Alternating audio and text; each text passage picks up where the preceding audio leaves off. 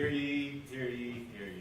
All persons having anything to do with what Honorable Beverly County Justice of the Spirit Court, now sitting at Dedham, within for the Commonwealth, draw near, give your attendance, you shall be heard.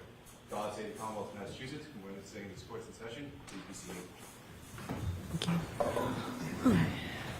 Good morning, counsel. Good morning, Ms. Reed. Good morning, jurors.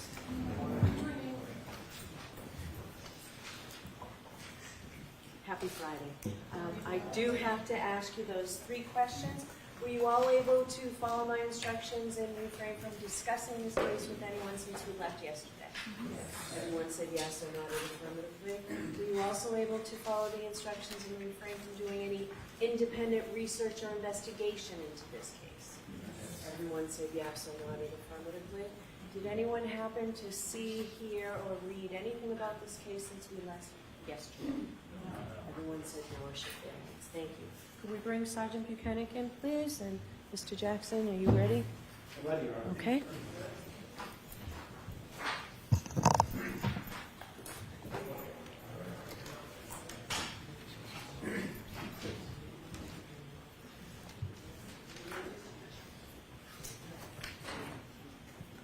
Follow me, sir.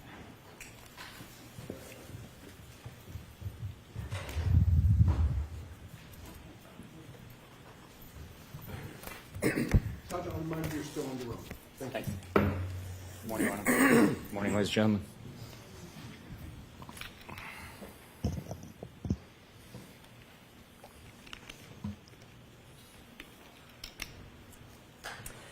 May I inquire, Your Honor? Yes. Thank you. Good morning, Sergeant. Good morning, sir. Yesterday, when we left off, we had been discussing one of the trips you made out to 34 Fairview, specifically on an occasion in which you met Chief Berkowitz. I want to ask you a couple of questions to follow up on those questions that I asked yesterday.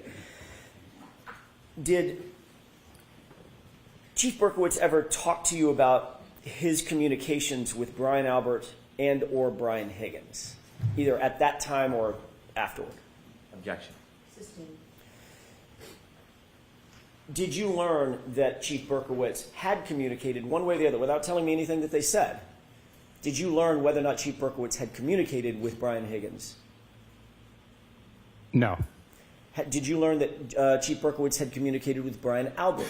And I'm talking about in the days before you were at 34 Fairview, which was February 4th, from the 29th to February 4th. No. You returned to the scene, you indicated on direct examination, on or about February 10th, 2022, to conduct yet another search, correct? Yes. And on that particular occasion, you recovered some 6 pieces of red and or clear and or black plastic. Is that how you testified? There was numerous pieces. The exact number, I don't know. You'd have to refresh my memory with a report. Okay. There were several pieces. The exact number, I'm not really worried about. There were several. There's more than one. Yes. Okay. There were also some clear glass pieces, correct? Again, I don't know exactly, but if a report can be presented, it would refresh my memory. Okay. Let's do that real quick.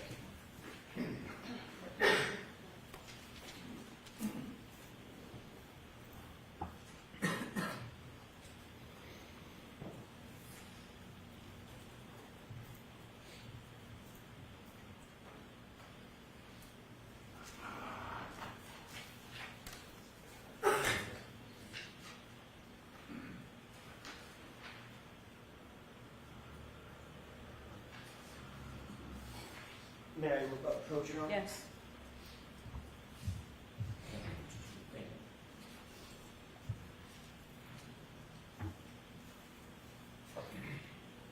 So you can actually let me give you the front page of that as well. Just familiarize yourself with it. Thank you. Let me know when you familiarize yourself with that report.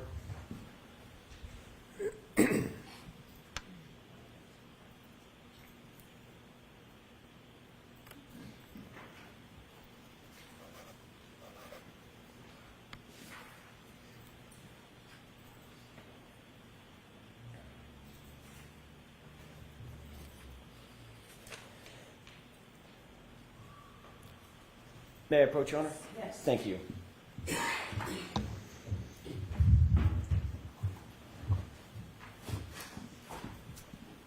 Sergeant, did you have an opportunity to take a look at this report? I did. Did that refresh your recollection as to the items generally that you recovered on February 10th? Yes, it did. Did you recover approximately 6 pieces of red, black, and clear plastic and 14 pieces of glass and plastic fragments? Yes, I did. Okay. You would obviously consider that to be an incredibly important part of the investigation, recovering physical items at the scene of the incident, correct? Every piece of evidence is important. Can you describe for the jurors exactly where each of the, let's take them one at a time, where each of the 6 pieces of plastic fragments were found? All items recovered that day were found in the general vicinity where the other items were also located. The area had been excavated. I've been to that location several times, and it was all located in the general vicinity where it was initially excavated, but also where I was told Mr. John O'Keefe was found on the morning of January 29th, 2022. So, other than saying in the general vicinity, did you seek to actually document where each item was found? In other words, by cross coordinates or some other such manner? The exact location where each item was recovered from was not documented with a picture or GPS location. It was still within the general vicinity of that 40 to 50 square feet or so, by my approximation, near the flagpole, between the street, the flagpole, and the fire hydrant. It was all the same general vicinity. So 40 to 50 square feet would be a 10-foot by 5-foot square, correct? Generally speaking, 50, yeah, Okay, 5 by 10, general area. If I may, Your Honor, if I may approach this a little bit, would you agree with me? I'm not going to pull out a measuring tape. Would you agree I'm about 10 feet from you right now? I would agree with you, yes. Okay. And from the jury bar, probably about 5 feet from there. Yes. So we're talking about a relatively broad area for small pieces of physical evidence to be found. You would agree with that? I would, again, estimate it was the general area, maybe 10 feet in one direction, 10 feet in another, and 5 feet out, maybe 3 feet out. They were the general area where it was initially excavated and then expanded with the snow melting, and all the pieces were within that general area. But you were working on an assumption at that point, on an assumption that there was some sort of an impact at 34 Fairview, correct? I don't understand what you're asking. You were working on an assumption or presumption that there was an impact of a physical item, in your view, an SUV, with a human being, correct? That was your presumption at the time. The evidence was pointing that impact took place because there was damage to the taillight. Large chunks of it was missing. And we were locating pieces that were consistent with texture, color, and size, fragments from that SUV on the lawn. So I wasn't assuming anything. The evidence was speaking to us. You weren't there, correct? I was there recovering the evidence, yes. You weren't there at the time of the incident. No, of course not.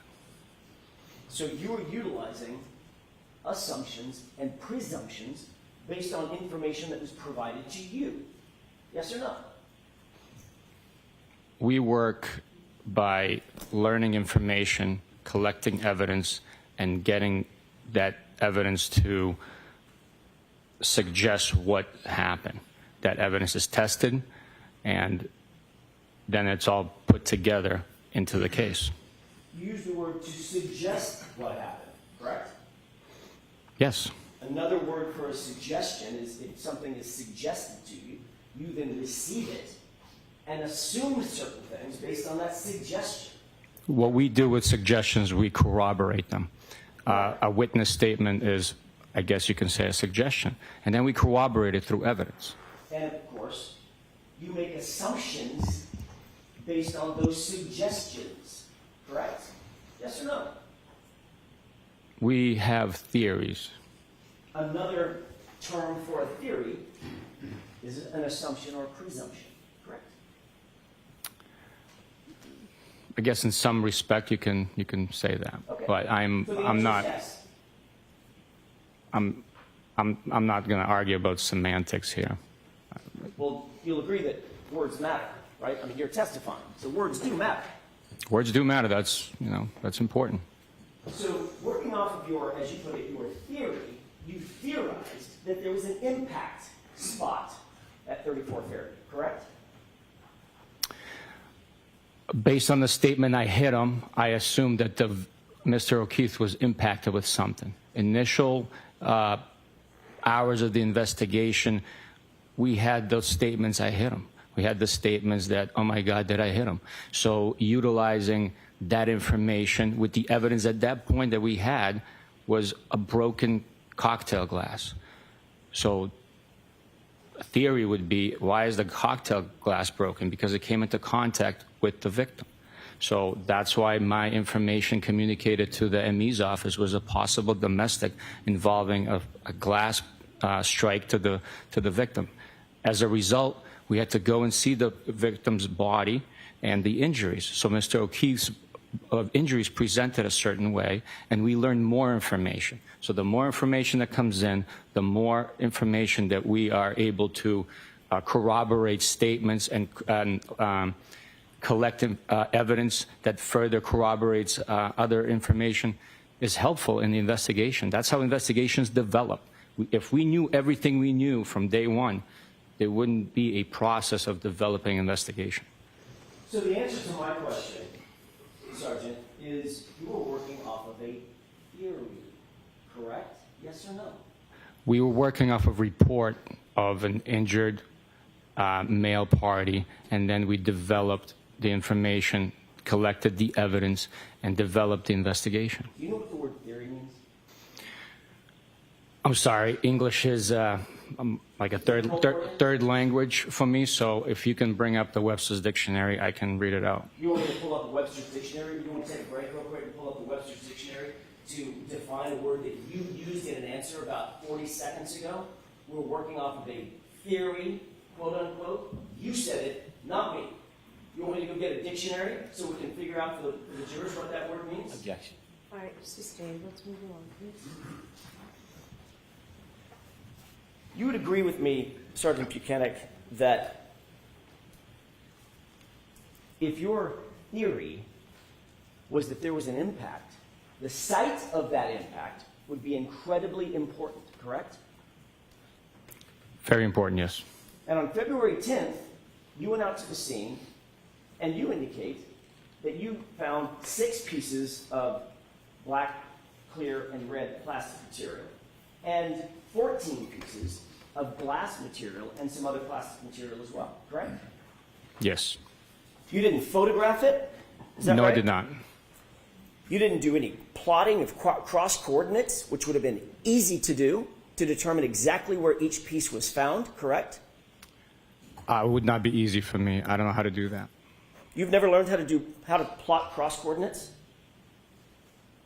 I don't have the tools to GPS coordinate an item. You take 2 points that are stable. You know what cross coordinates are? Take 2 points that are stable, like for instance, I don't know, let's pick something, like a flagpole that doesn't move.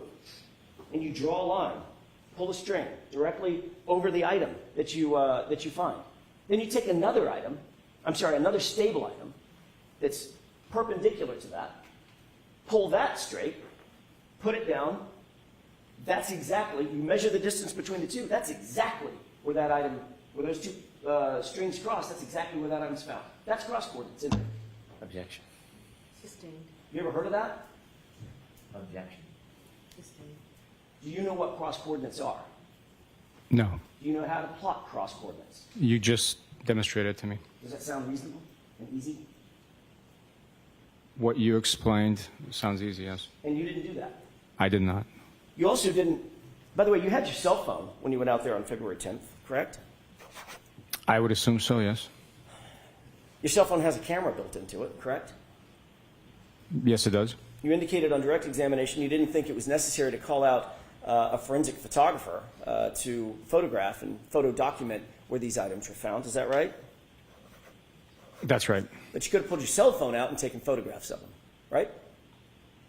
I guess I could have, yes.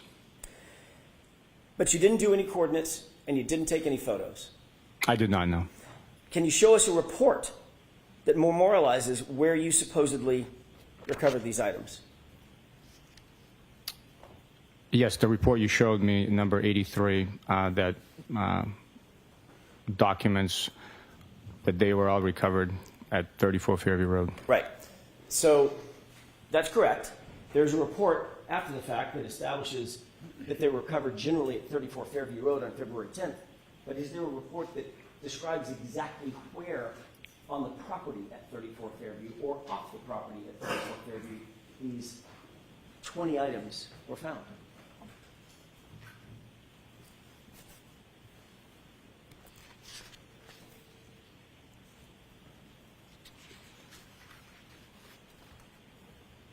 That's a question. I'm waiting.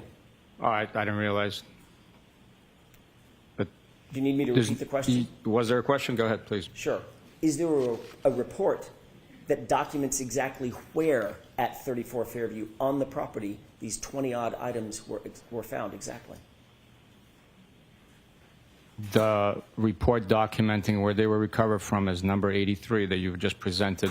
The exact location is the same general vicinity. If it was something different, if we located these items across the street, different section of the yard, that would have been documented.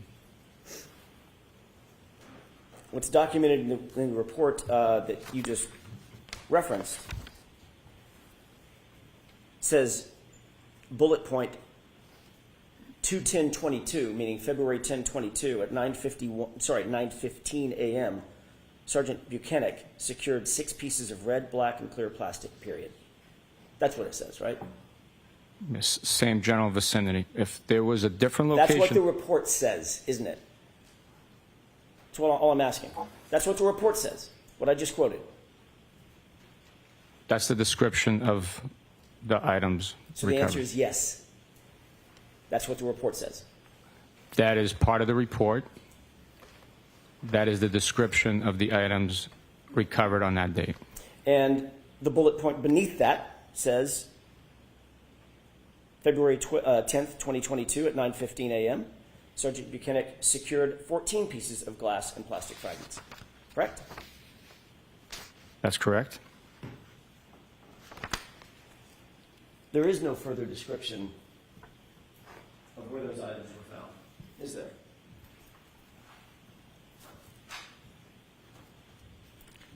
There is.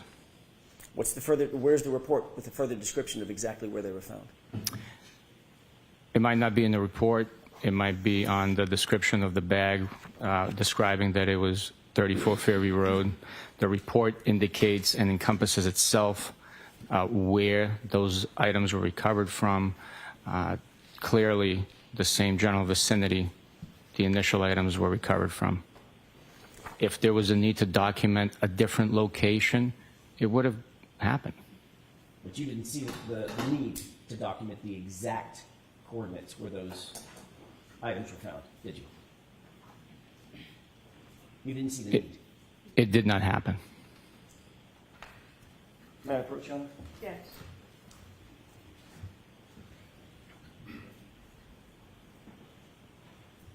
Take a look at that photograph. Tell me if you recognize it. What's depicted in it?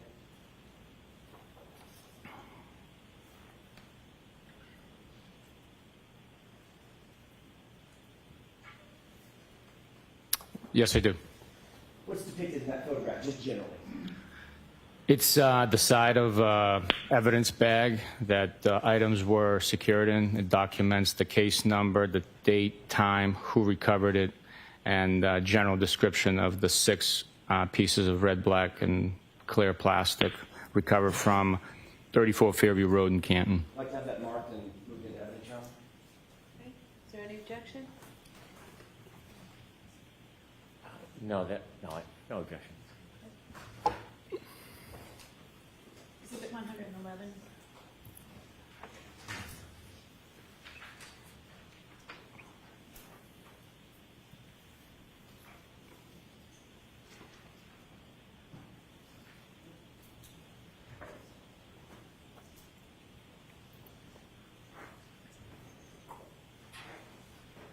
May I approach, John? Yes.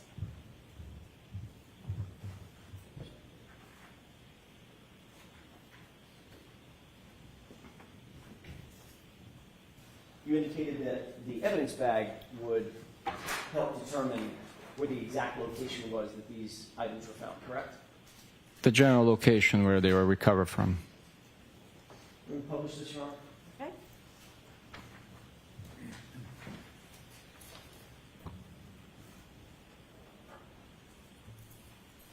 Does this look like the photograph that you were just reviewing?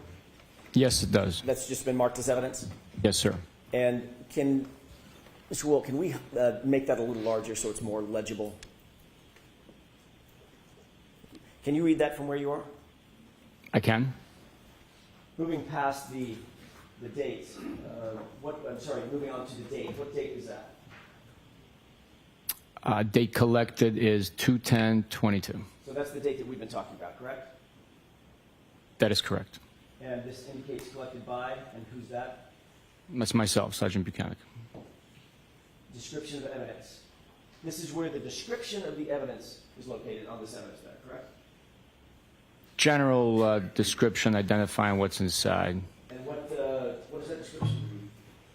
6 pieces of red, black, and clear plastic. And that's all it says about the description, correct? Yes. And it indicates location where collected. And there's several lines that are available to fill in, correct? Correct. On that first line, what does that read? 34 Fairview Road, Canton, MA. And that's it, correct? That's all that was put, yes. And you didn't fill this bag out, did you? No, I did not. Who did? I do not know. Who did? I don't know. You don't recognize the handwriting? No, I do not. You don't recognize the handwriting of your partner and subordinate, Michael Proctor? Objection. Sustained. Are you aware that Michael Proctor filled this out? Objection. Sustained. Were you with Michael Proctor when this was bagged? No, I was not. I was by myself. Did you give the items of evidence to Michael Proctor to bag? No, I did not. Who did you give it to bag? I bagged it myself. Whose handwriting is that? I do not know. If you bagged it yourself, why didn't you fill out the evidence envelope? I bagged it and turned it over, and I told him exactly where it was and what time, so someone else wrote the information. You just said, I bagged it and told him. Turned it over. No, sir. No, sir. What you just said was, I bagged it and turned it over to him. And you don't know who it is that you turned it over to? Who's the him? Turned it over to them. Who's Them. Okay. Whoever wrote it. Whoever wrote it. So we're just in a circle here. We can turn the lights Objection out. to the commentary. Yeah. So, Mr. Jackson, no comments, okay? Just Understood. questions. I apologize. Ignore my last comment.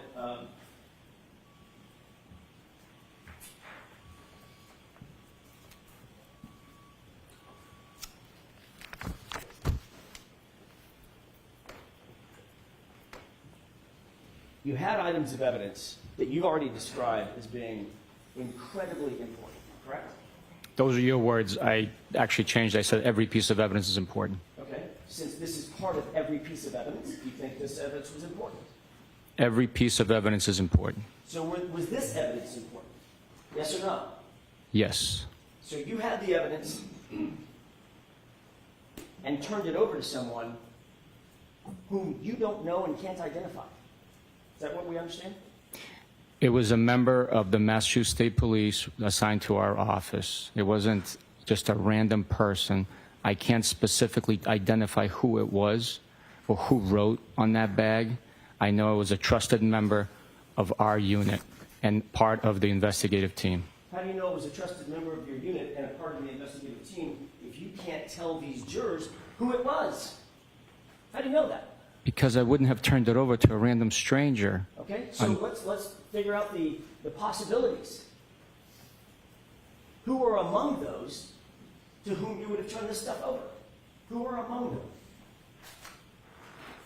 There was 4 troopers in the detective unit at that point assigned to homicide. Let's name them. Who are they? It was Trooper DeChico, Trooper Kakowski, Trooper Dunn, and Trooper Mike Proctor.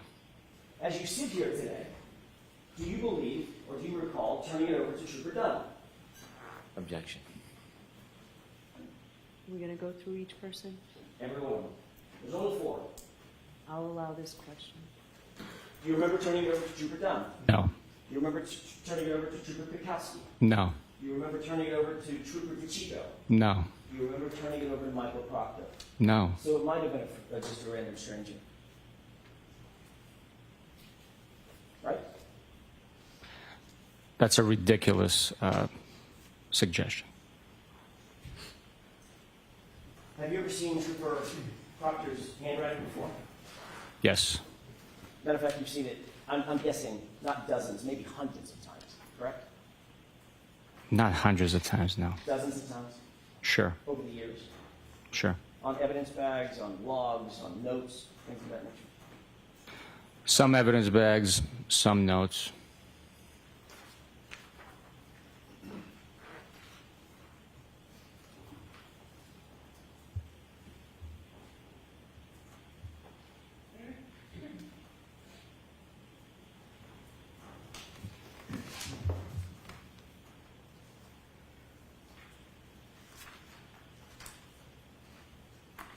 May I approach you?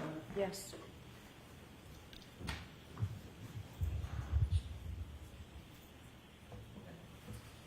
Can you take a look at that document and tell me if you recognize it? The whole thing or just the front page? No, just flip through and tell me if you recognize generally what that is.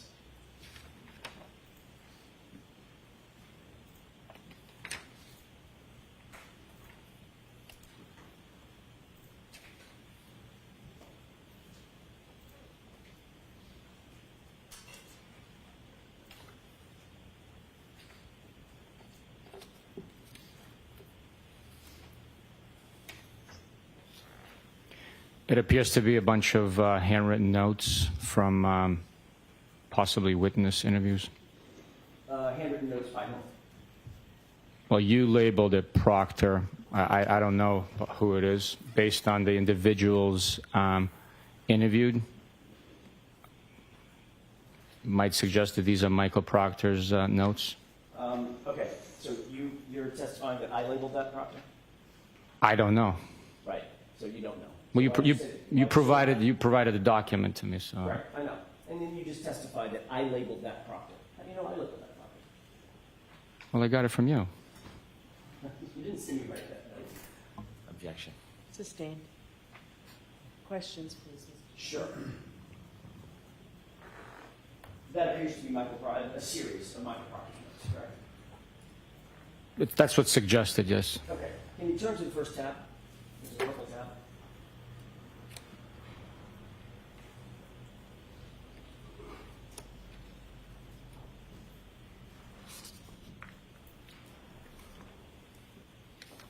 Some of these came off. It's fine. It's fine. I'm just interested in the purple tab. Do you see a series of handwritten notes that appear to be from Michael Proctor? Not worried about the content. Sure. Do you see a highlight? Yes. What's the word that's handwritten in that highlight. Objection. So why don't we come to sidebar with this document, please?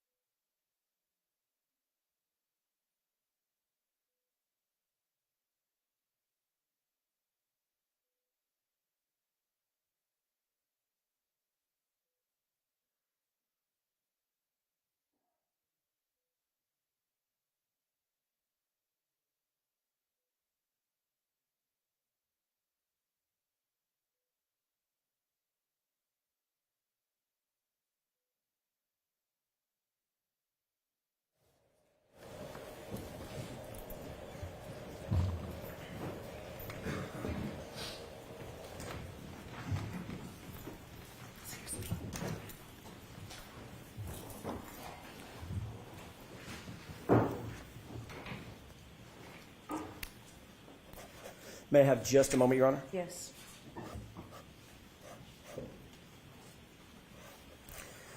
In the ordinary course of business, is it normal standard operating procedure that the person who recovers items of evidence fills out the evidence bag contemporaneous to the recovery of the item?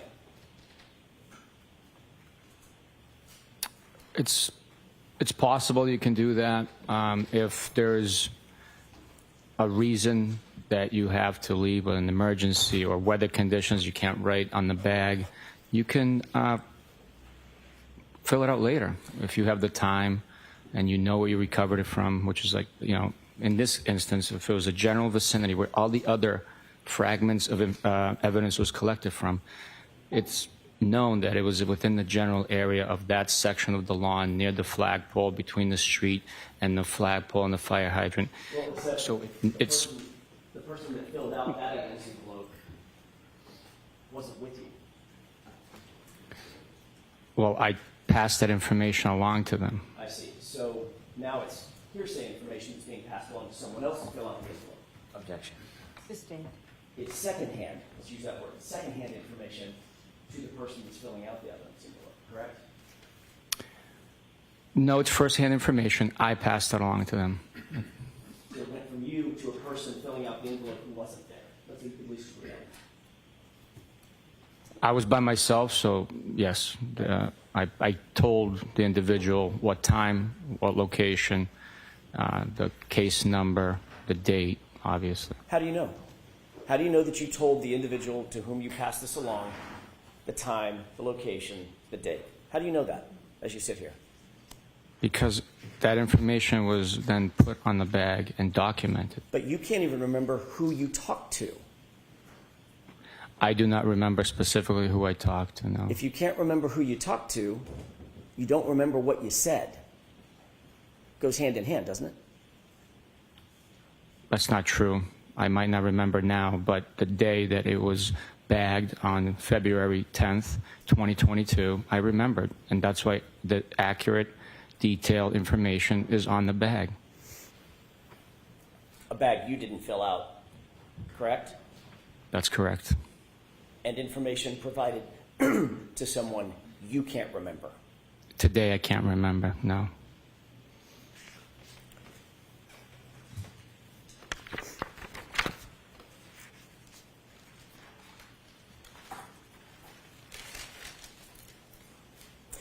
You're aware that that particular bag, that evidence bag, was not booked until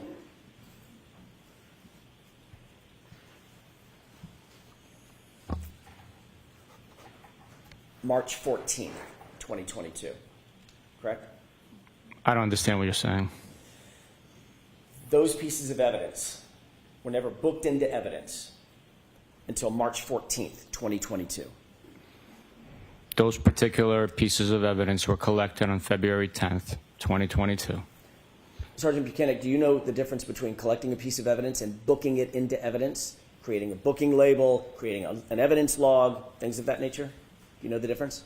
I understand the difference, yes, Okay. but you claiming that it wasn't booked into something doesn't mean that it wasn't properly handled in custody and under our control. Sir, I'm not claiming anything. You're testifying. I'm asking questions. Was it booked into evidence on February 10th? If you show me a document, I can tell you what Sure. it might be suggesting. By the way, the evidence, I have the actual piece of evidence. I'm sorry, which one? The photo. Oh, I'm sorry. Yeah. Let me have just a moment, Your Honor. Okay.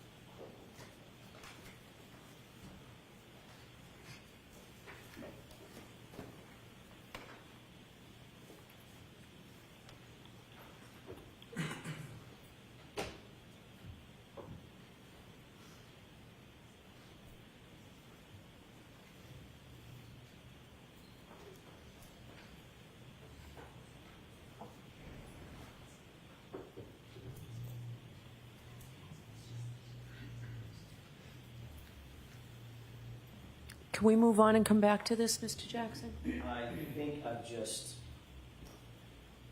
think I've just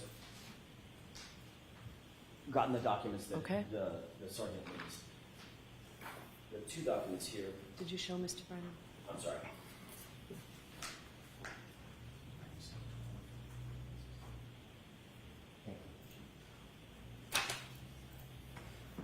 You can take a look at those two documents and tell me whether or not you recognize them.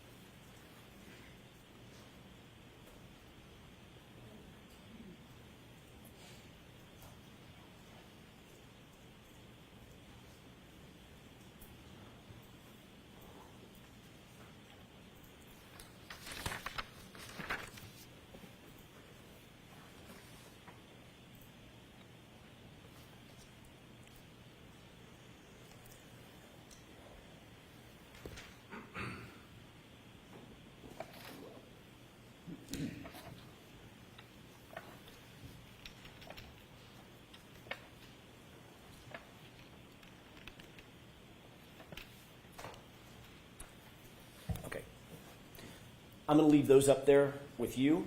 Does one of those appear to be the log sheet for the crime lab? One is a chain of custody report for the crime lab of all the evidence that was processed, received, processed, and returned.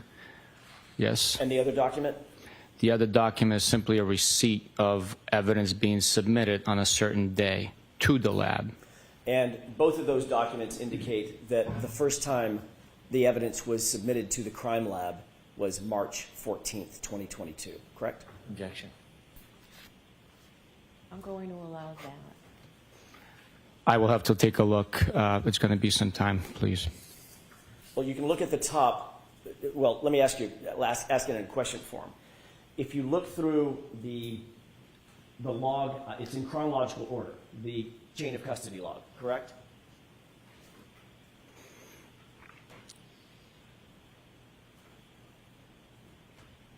By item, I believe, but I didn't take a deep dive into it. I have to take a look. Right. Do you see any item, especially focusing on item 712 or items 712, do you see any item being booked into the crime lab before March 14th, 2022? All right, I'll take a look.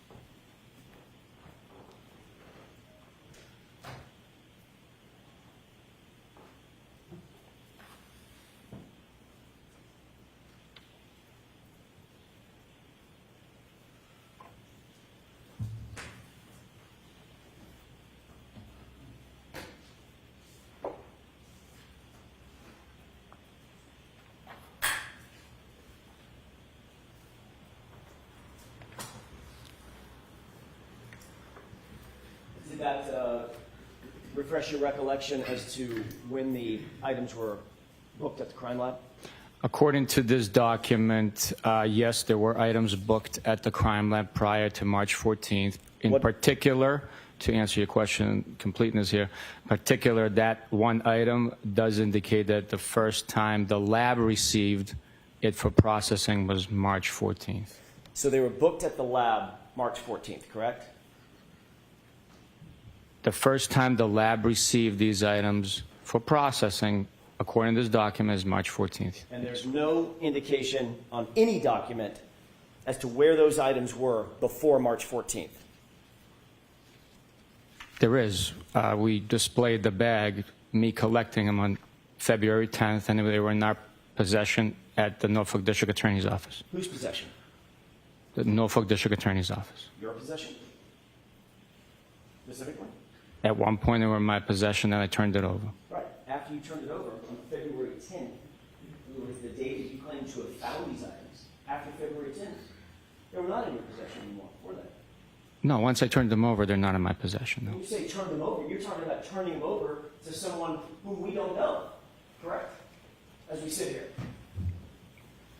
Right now, I don't have a memory of who I turned it over to, but it was a member of our homicide team. So the next time, Sergeant Buchanan, the next time there's any documentation about those items is March 14th, nearly 6 weeks later, 5 weeks later, correct?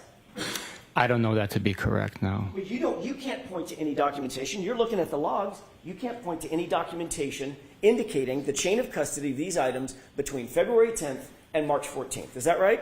This is simply a log from the lab. Yes or no? Can you point to any documentation? Ask the question. Can you point to any documentation indicating where those items went, whose possession they were in what circumstance, between February 10th and March 14th? Can you point to any document? I know that it was collected on February 10th. Right. It's documented that it was collected. It was at the Norfolk District Attorney's Office before it was logged into the lab for processing. You keep answering the same question that I'm not asking, sir. Objection. Sustained. No comments, Mr. Jackson. Sergeant Buchanan, do you understand my question? I'm asking, can you point to a single document for these jurors as to where those items went and in whose possession they remained, specifically between February 10th, when you lost sight of them, and March 14th, when the crime lab received them? Objection. Sustained. May I approach? Yes. No, I'm just sorry, him. I'm sorry. Mr. Just for Brennan. the evidence. Just for the evidence. False start.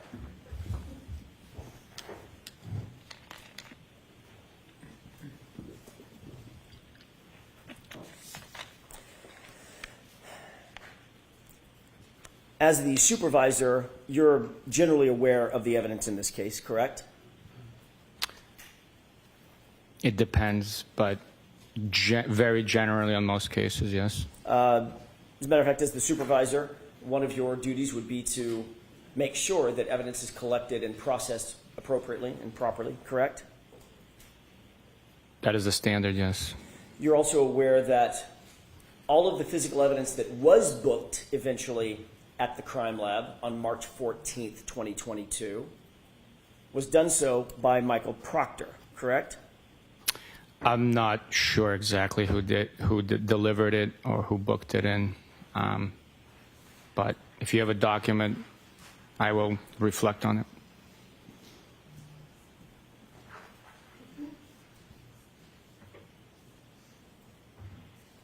May I approach, Your Honor? Yes.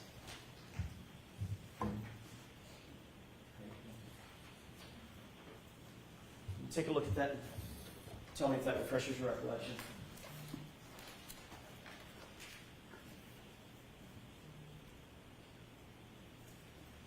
Yes, it does. May I approach? Yes. What is this document you just looked at?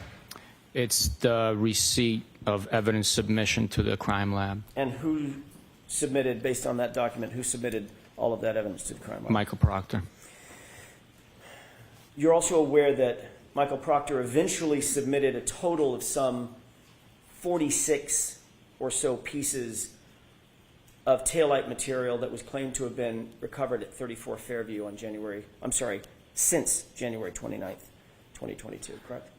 I don't know the total pieces, but we didn't claim to recover it there. We recovered it there. You're testifying that they were recovered, but you didn't recover all of them, did you? I did not recover all of them, no. Matter of fact, Michael Proctor, according to you, recovered some of those items, correct? Some of those items were recovered by Michael Proctor, yes. And you're also aware that he submitted pieces of taillight material that he indicated he recovered as late as February 18th, 2022, correct? I am aware that there was items recovered on February 18th. I am not sure exactly if it was him or someone else that recovered it. You indicated, I think in direct examination yesterday, that as of February 3rd or February 4th, the weather had broken, generally, correct? It was getting warmer.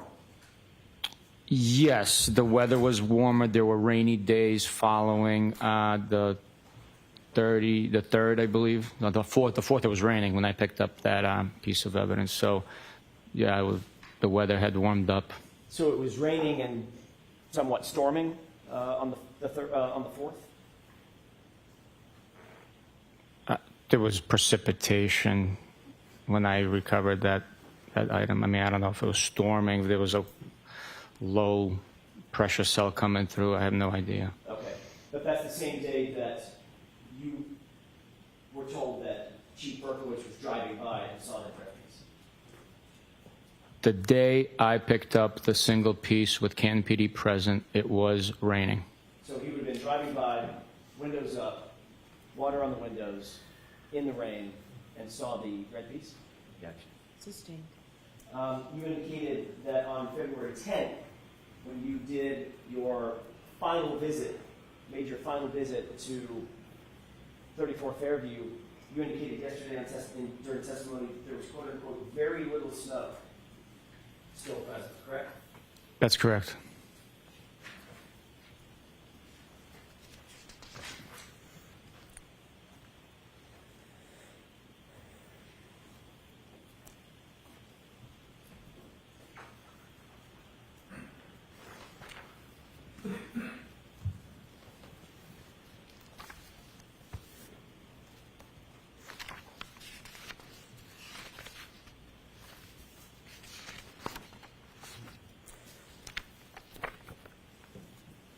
Your Honor, may I approach?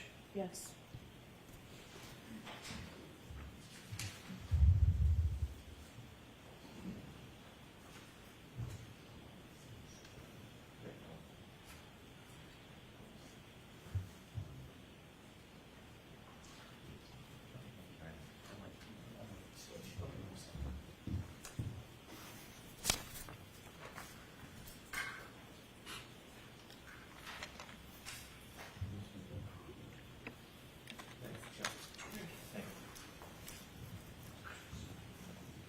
Sergeant, that's a two-page document. Could you familiarize yourself with those 2 pages, please, and let me know when you're finished?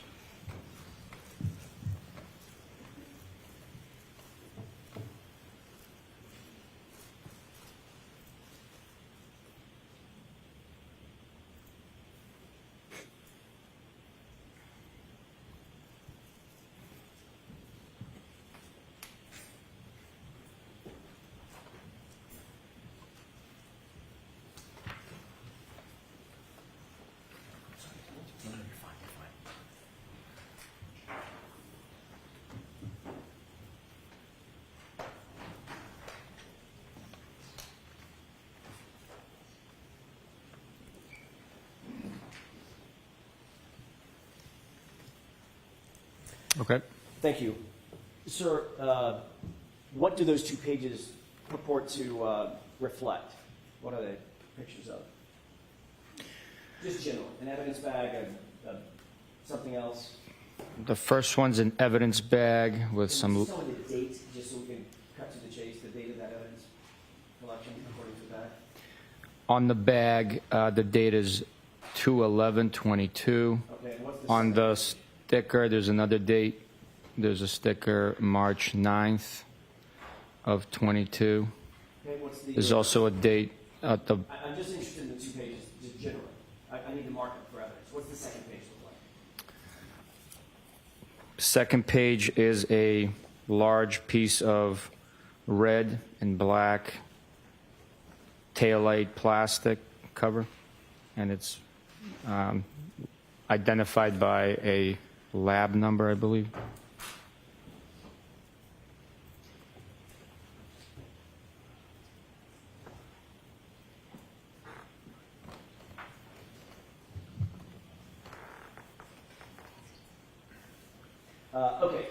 Thank you. I'm sorry about that. So there's 1 page is an evidence bag. The other page purports to be the item that was in the evidence bag, correct? I don't know that, no. Okay. It's just, one's an evidence bag with information on it, and then there's a photograph of a piece recovered. I don't know. I'd like to have these marked and introduced as next in order A and B. Is there any objection from the Commonwealth?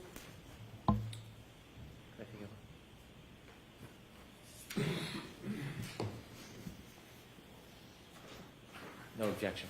Okay.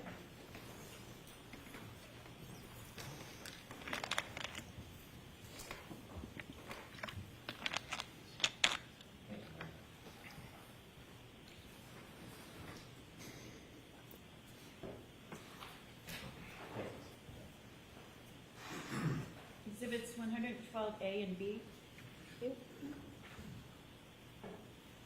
Your Honor, request to publish. Okay.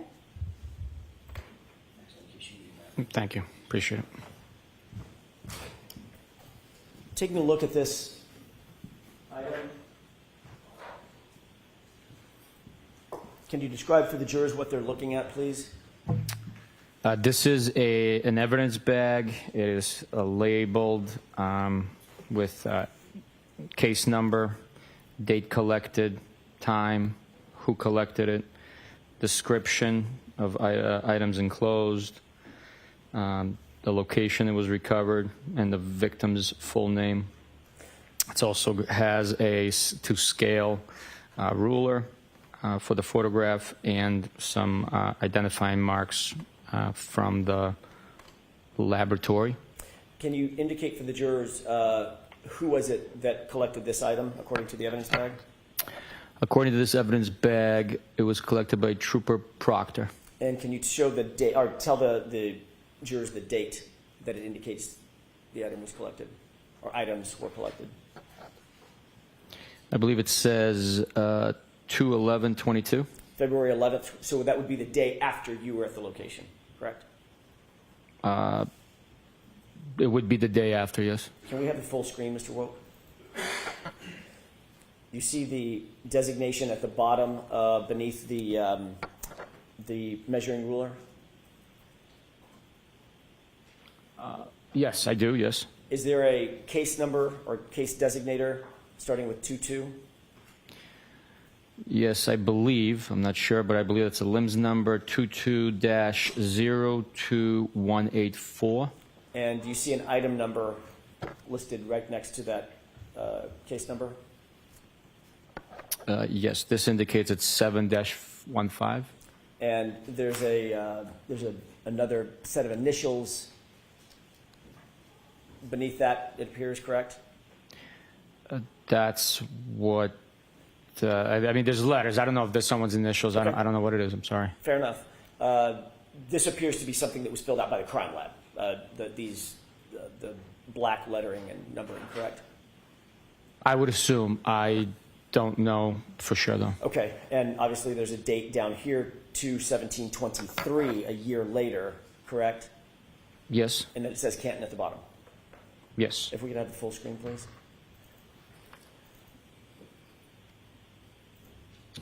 Okay, you also indicated that there was a label up at the top, correct? Yes. All right. If we could go to the second page, it'd be page B of this. Can you look at first of all, look at the bottom and tell me if that number designator appears to be the same as on the evidence, as on the previous page? The limbs or the item number? The Item limbs. number is 715. Okay. And that comports with what we just saw in the previous page, correct? That is the same number. All right. This would be an exemplar, one of the items in that evidence bag labeled 715, correct? There were several items, but this is one of them. Is that right? It's how the crime lab keeps them separate? I believe so. I don't know their procedures. I believe so. I know they use alphanumeric identifiers. As I can't testify to their procedures, why they do it, how they do it, or the sequence in which, or the choice in numbers or letters. I have no idea about any of that. We can have the lights up with the court's permission. We can leave this up. If you can leave that up, Mr. Wolf. All right. You can still see that on the screen, correct? Yes, sir. Okay. You went out to 34 Fairview on February 10th, 24 hours before February 11th, right? To pick up a piece of, I'm sorry, to look for additional items of evidence, correct? I collected, I believe, 20 pieces in total, 6 and 14, the day prior, yes. You see the size of this, according to the ruler. Generally, Yes. how big is that? The widest part, that thin. At the widest part, it appears, if there's no optical illusion with the ruler location, 6 inches. Okay. That's 6 inches is the size of a dollar bill, right? That's correct. Okay. It also looks like it may be more than that from top to bottom, 6, maybe 7 inches, top to bottom. Did you give us an estimate? Possibly a little bit more, yeah. Okay.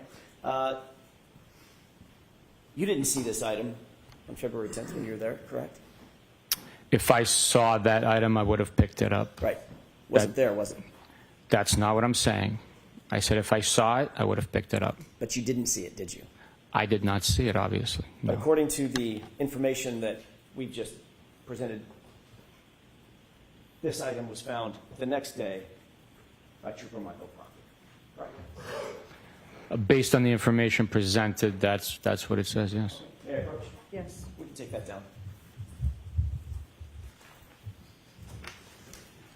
May I approach one more time? Okay. Thank you. This is a 3-page document. If you could Did you show familiarize Mr. yourself Brennan? with I didn't see it. You showed it to me earlier. Thank you. that. I did previously.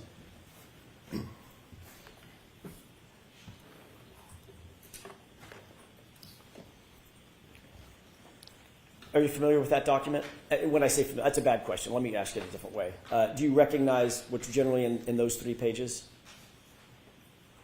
I got to take a look. Sure. I must have missed your first Sure. request.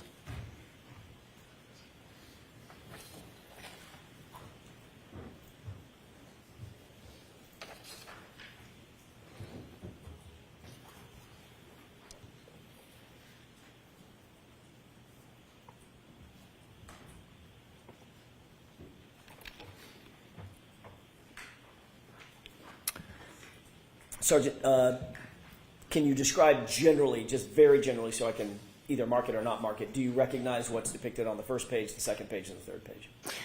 The first page depicts an evidence bag from labeled date of collection 2/18/22. Second page is a red piece of plastic, and third page is also a photograph of a longer red piece of plastic with a little bit of black molding on it. Your Honor, I would ask that that be moved into evidence as A, B, and C subordinately. Is there any objections? No objection.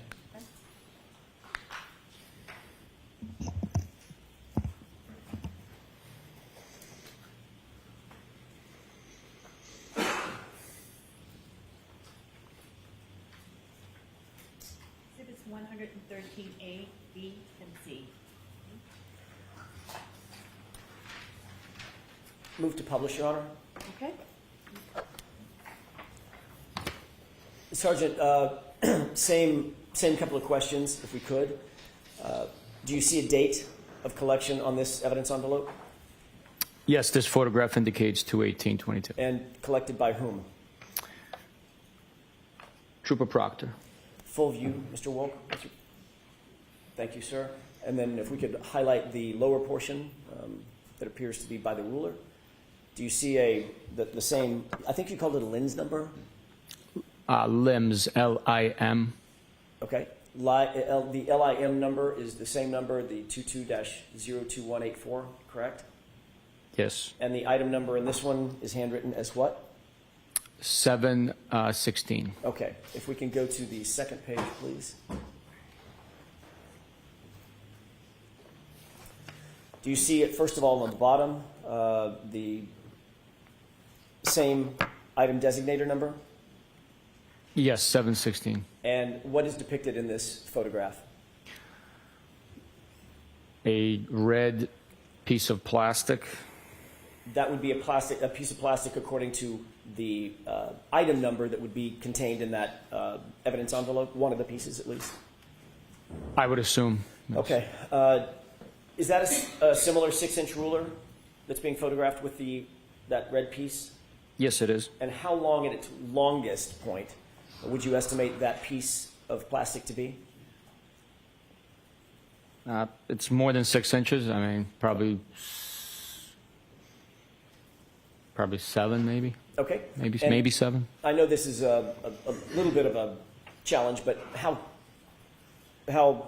from top to bottom, what would you estimate the distance to be at its longest point? 3.5 inches, I guess. Okay. And then the next page, please, the final page, which would be sub C. Do you see the same designator on the bottom right? Yes, I do. That's 716, is that right? Yes, sir. Appears to be out of the same evidence envelope, is that right? That's what's suggested, yes. And how long would you estimate this item to be?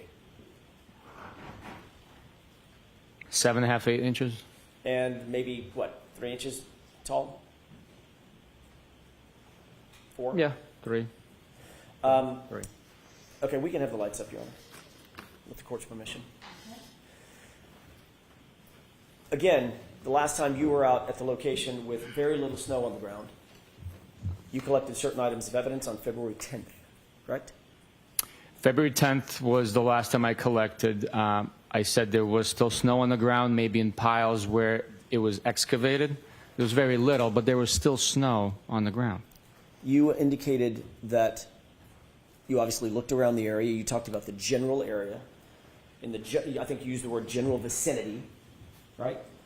When Yes. you collected your items. Yes? You didn't see this, and you didn't see the one before it either, did you? If I saw any of these items, they would have been collected. We did not excavate anything. We simply allowed the thawing and natural recession of the snow to reveal additional items. When you were there on the 3rd, February 3rd, there was still some snow on the ground that you did excavate, correct? Yes, there was a lot of snow on the ground.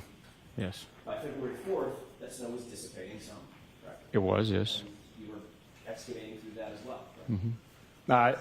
On the 4th? On the 4th? No, we did not excavate on the 4th. You didn't. The item revealed itself, and I collected it. That was it. Okay, fair enough. Then on the 10th, you didn't need to do any more excavating because there was, quote unquote, in your words, very little snow. Very little. Right. Those were my words. Okay. Compared to the first day, there was very little snow on the ground. And in fact, you did not see any of the items that were collected or claimed to have been collected at 34 Fairview by Michael Proctor on February 11th, the day after you were there, correct? Did not see that item? Did not see that item, no. And did not see any of the items that you've seen that were claimed to have been collected by Michael Proctor on February 18th, a week later, correct? Those items were not observed by me, or else I would have collected them. We can take this down.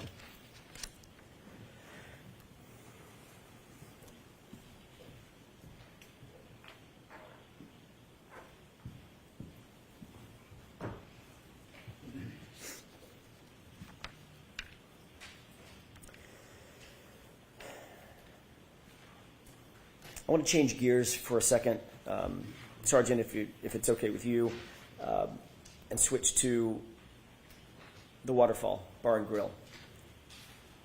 You indicated that on direct examination, you reviewed video evidence and you had information that John O'Keefe and Karen Reed arrived at the Waterfall after leaving C.F. McCarthy's, correct?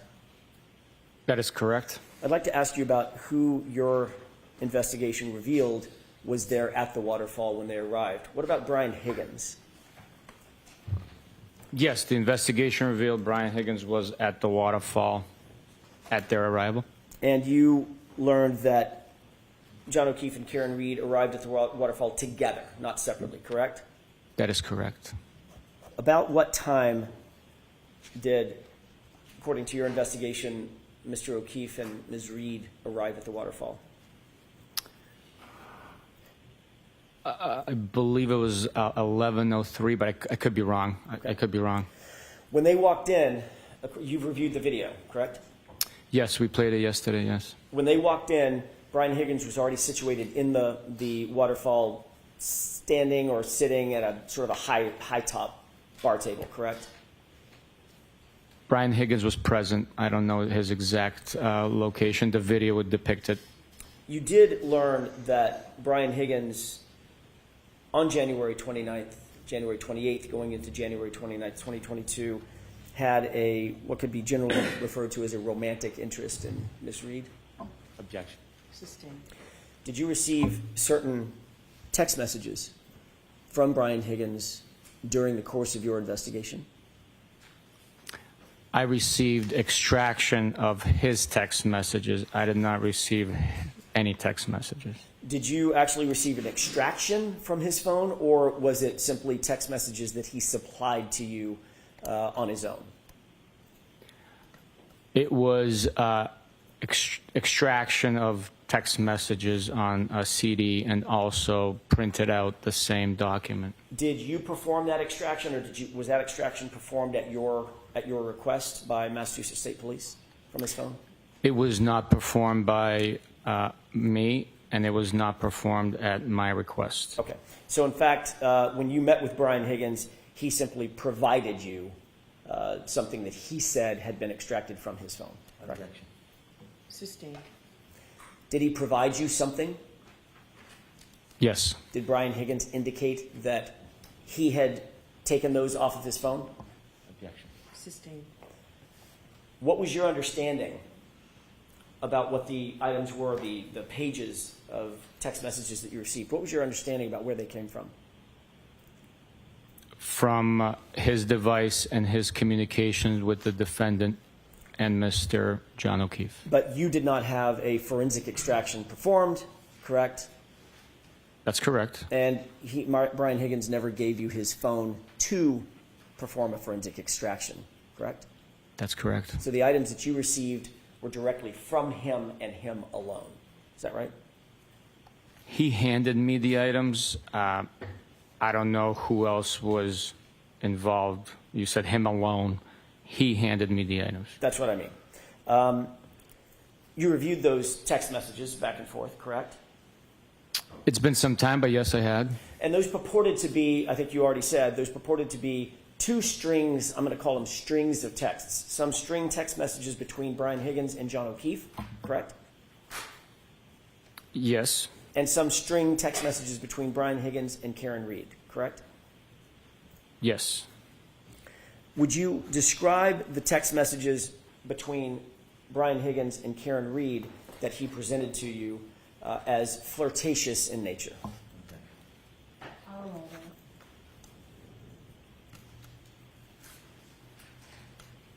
Without having recently reviewed them in detail, I don't want to label it something without having complete understanding of the content.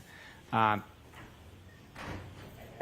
not comfortable putting a label on something. Well, how would you describe them? I mean, were these business texts?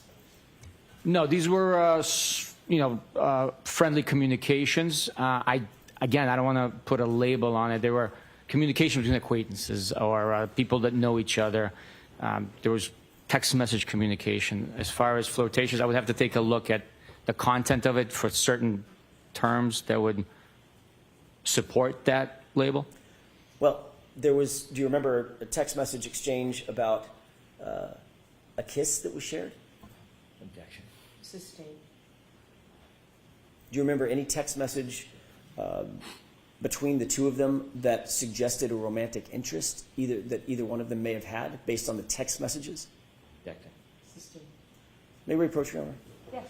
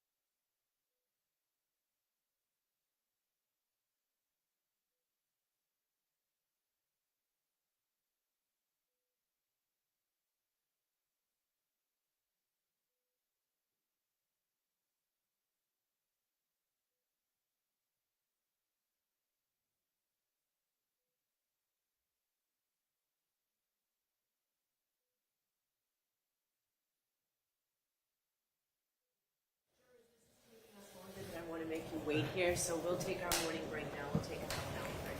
Court, all rise, please. Jury exiting, just fold your notebooks and leave them in the chair, please, and just step right up. Thank you.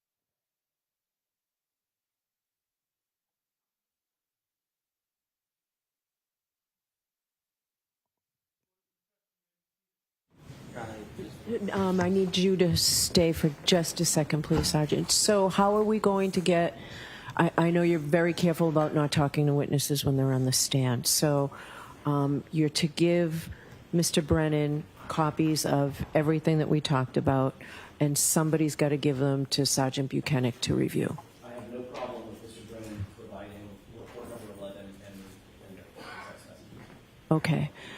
And I need copies as well. Okay.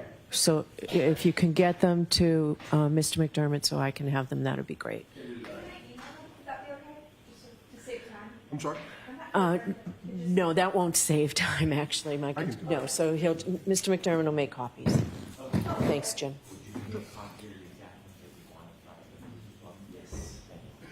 All right, so we'll see you back here in half an hour. If you need me before then, let me know.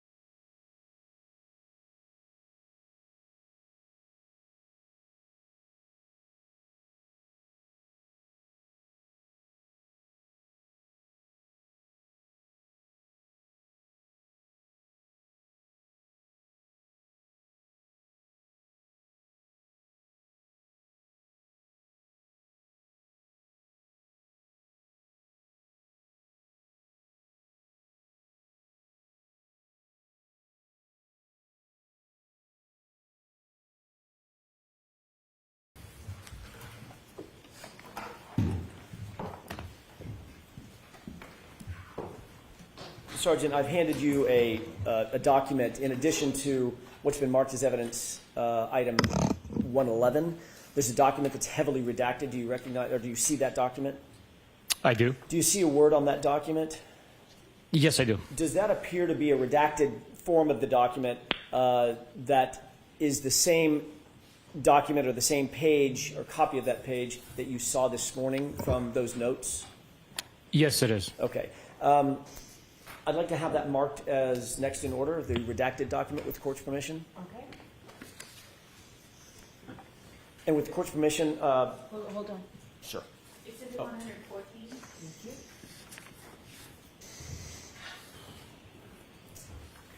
Okay. Your Honor, may I, with the court's permission, put a side-by-side of the single word that we discussed at sidebar from evidence item 111 and what's been marked as 114? Is there an objection? There is. Yes. Not at this time, Mr. Jackson, no. In your opinion, having seen those two words next to each other, do they appear to be the same or similar handwriting? In my opinion, they appear very similar, yes. Okay, thank you.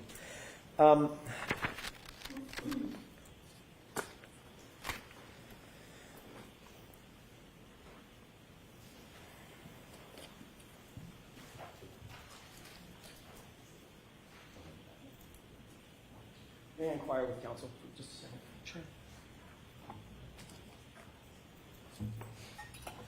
Okay.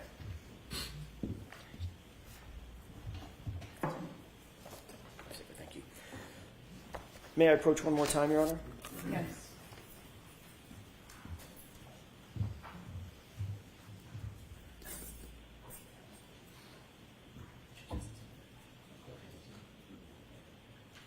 May I approach? Yes. Can I see it now? Of course. Thank you. Thank you. Sergeant, could you just flip through that briefly and tell me if you generally recognize what that document Absolutely. is?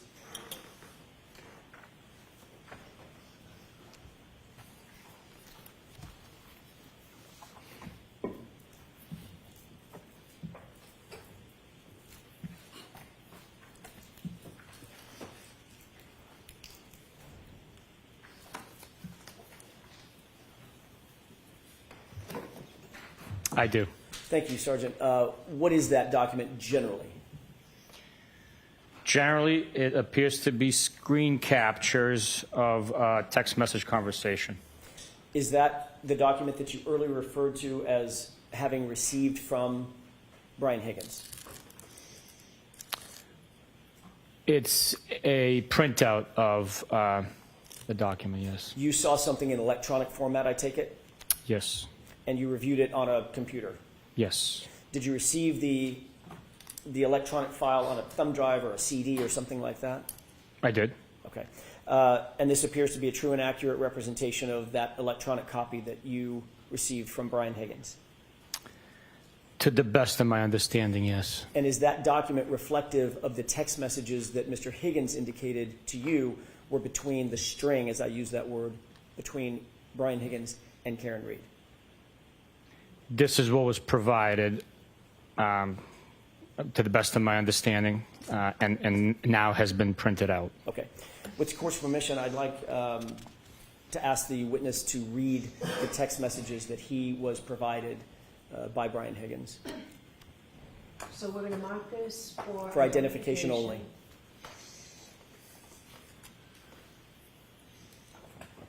Exhibit EE for identification.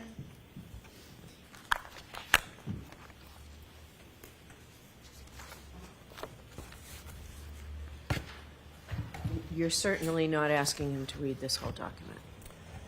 I expect to. All right. I'm going to see counsel.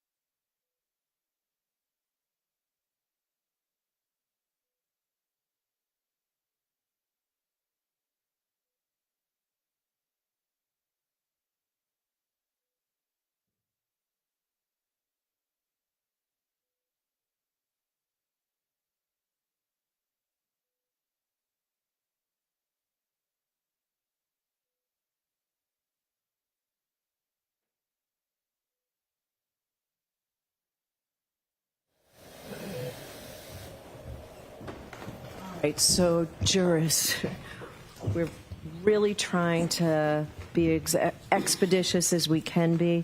So there was a big stack that of messages on that are going to be marked as the next exhibit. Exhibit 115. I have two instructions for you folks. First is, as I've told you before you consider any electronic communication in your deliberations, you must first find that it is more likely true than not that the person who authored or sent or created or transmitted the communication was in fact here, the defendant, or Brian Higgins. If you do not find that it is more likely true than not that Ms. Reed was the person who authored or created or transmitted the electronic communication, or Brian Higgins was the person who authored or created or transmitted the communication, then you may not consider that electronic communication at all in deciding your case. Now, if you do, if it gets past that and you do find that that burden has been met, these messages are not being offered to show the truth of the statement. They're simply to show that this information was in fact provided to the Mass State Police for their investigation. Those are the instructions. All right, with that, Mr. Jackson, go right ahead. Thank you, Your Honor. I appreciate that. Yes, I'm going to let the witness have that pack. Oh, he's got one. Oh, you know what, Chrissy? I'll take one back. The one for ID will now be the exhibit, and I'll take the other one. Of course.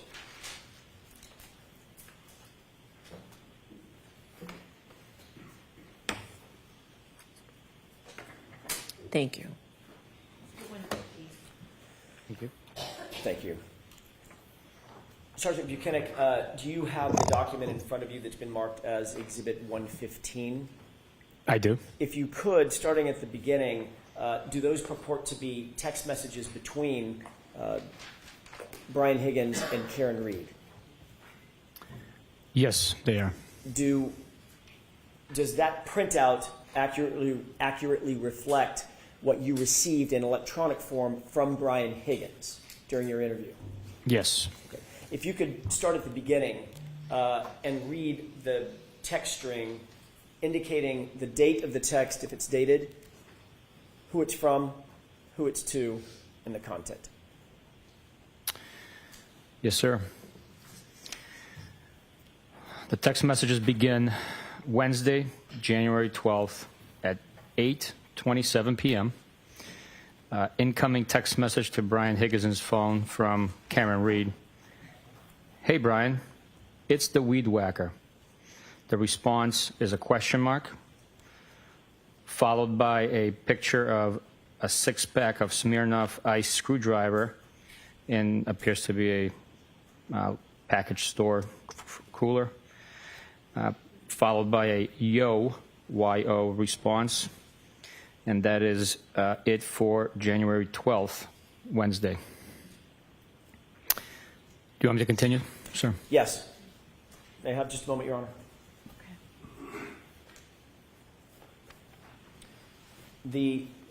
Going back to the Smirnoff container, that was from whom and to whom? For the picture of the Smirnoff. It appears it was from Brian Higgins to Karen Reed. Okay. If you could make sure to delineate from whom and to whom each text is Every time? okay, thank you. Okay. Yes, and go ahead and proceed. Thursday, January 13th, 9:24 a.m. From Karen Reed to Brian Higgins. Did you try those Smirnoff? There is a ha-ha acknowledgement response to that text message by Brian Higgins. The next page, it's the same bubble, but continue on the next page. I will repeat. Did you try those Smirnoff screwdrivers? Question mark. I stopped at the Hilly for one last night. A Bitmoji showing teeth. That is sent from Karen Reed to Brian Higgins. If you could, and I hate to ask this of you, but if you could tell us who it's from before the content, for instance, from Karen Reed to Brian Higgins, content. That would just be a little easier, I think, Okay. in flow. The last one was from Karen Reed. She stated, did you try those Smirnoff? And that she stopped by at the Hilly last night for one. From Brian Higgins to Karen Reed, haha, followed by same person. How did you get my digits? Question mark, question mark, question mark, question mark, question mark. Karen Reed to Brian Higgins, the Melissa and Leto show. Brian Higgins to Karen Reed, ha ha. Brian Higgins to Karen Reed, I thought you creeped John's phone. Brian Higgins to Karen Reed, ha ha. Karen Reed to Brian Higgins, no way, with an emoji, X person holding an X in front of them. I was the last person in Greeter, Canton, who didn't have your pound sign, number sign. I think even Carrie has it. I'm going to see counsel at sidebar for just a minute, please.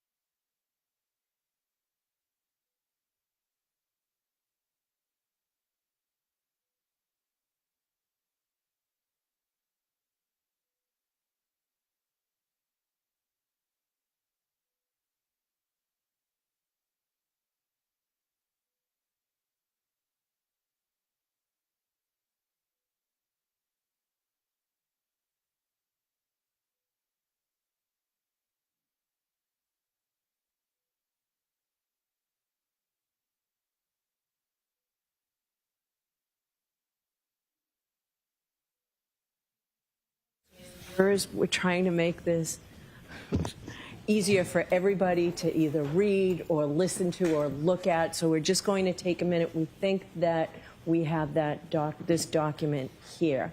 And also to make it a little bit easier for everybody, Sergeant Buchanan, you do not have to describe the emojis. You don't have to say anything about what the pictures are, and you don't have to say the punctuation now that we'll be able to have it. But you are being asked to read which text is from whom. Maybe if we agree upon the color, you won't have to say that. Can there be an agreement with that, counsel? We can do that.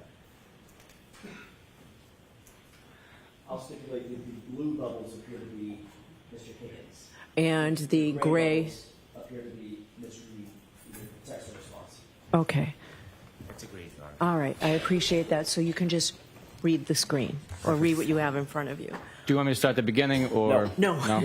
Let's just start where you ended, if you could, please. All right, could we turn the lights down? Can you see it, Sergeant, with the lights off? Yes, Your Honor. Okay, thank you. I just don't give my personal number to anyone. How would Carrie have my number? Melissa had it.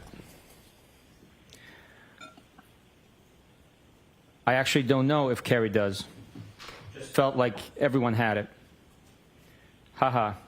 I knew she did. Sorry you felt neglected. Haha. So no dice on the Smirnoff? I have not tried it. Saw it in the store the other day and thought of you. I laughed out loud. Don't give Carrie my digits. Thought of me and everyone's grandfather. I won't give your digits to anyone. You don't like Carrie? I have no issues with Carrie. Just don't want her having my jack. Saving you as Karen, screwdriver, or weed whacker. Need to think about it a little. I'd prefer weed whacker. That's to think about nicknames. We were tossing around the idea of a short vacay with the current show. Wanted to see if you were game.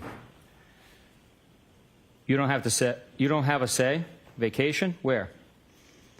I know. They need to happen organically. I'm the queen of nicknames. Was just going to rent a beach house in Fort Laud. Something quick and easy.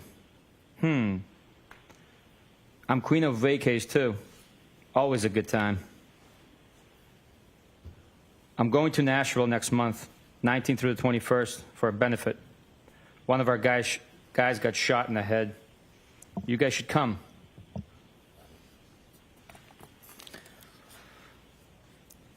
So you claim. Advertisement. Jesus, is he alive? Was he from Massachusetts? Yes, he is alive, not from MA. We were thinking late March. I guess the guy in his group is friends with Old Dominion Band. Kid Rock's supposed to be there too. I have a tough time with country. I was a Kid Rock fan back in the day. I agree. Of course you were. From Brockton. LOL. That's how I got my street cred. Funny. I didn't know you had any. LOL. Carrie said you tag along. No one would say that about me. How would I know? We all frequent the same watering hole. I don't know Carrie well. She talks about herself a lot, but I guess so does everyone. I don't ask questions, just make observations, assess, and decide. I am quiet. That's a good policy. You can read most people in a few minutes. Excuse me, mins. Yep, for sure. You go out with last night? Myself. I only had a drink and a half. Sadly, I know everyone at this point. Lame. Why is that bad? BC. That's how much I go in there. What do you do for work? I've never had a problem going to bar/restaurant solo. I go there a little. I'm a college professor. Solo is cool. I was in adjunct previously. Oh, really? Did you mention that? Anna Maria, Quincy College, and BHCC. I teach afternoons and work downtown during the day. What is BHCC? University of Southern Charleston, a.k.a. Bunker Hill Community College. Oh, nice. Trust is life. Line from Good Will Hunting in the classroom at BHCC. Funny. A savant from Brockton.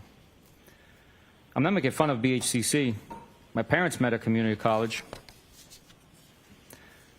Fall River writes, you're very random. How so? You just are. I don't think so. What's random? Haha. I had no idea who this was last night, for a few minutes anyways. I mean, what's random about me? I think I'm pretty predictable. How so? You must go around beeping at a lot of weed whackers, excuse me. Nope, never. It was one-time thing.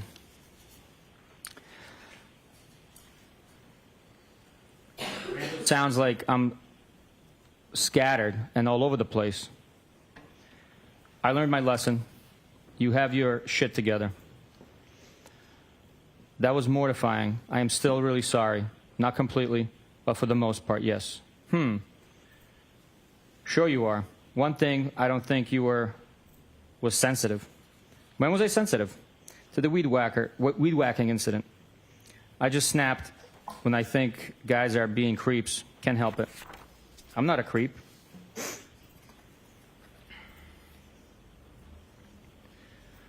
No, you're not a creep. Nope. You're kind of a loner, which I used to be. Not really. I have a ton of buddies, but I only let a handful of friends in that I am tight with. So you think you got me figured out? Circle of trust. Yeah, I said loner, not loser. I assume you know a lot of people? You never really can figure anyone out completely.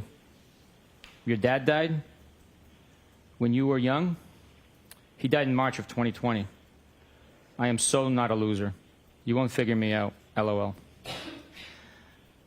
No one is a loser. I just didn't mean loner to imply friendless.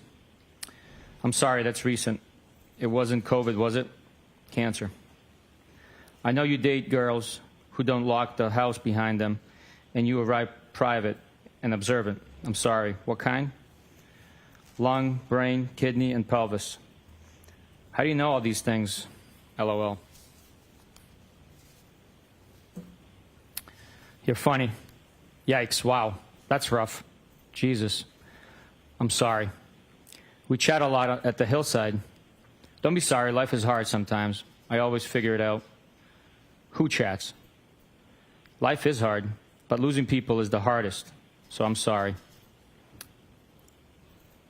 We chat. That all you got, we chat? Sure, you're from Brockton. Spit it out. You and I chatted about the girl who kept forgetting the door lock. Oh. She has been out of play for like 3 months now. Out of rotation? Nah, just out of play. I am solo, no rotation. I am not a hoe. Solo? Solo like no rotation, or woman for that matter. Not locked down. Haha. Good for you. That's the best way to be. Yep. Has its benefits for sure. Are you working?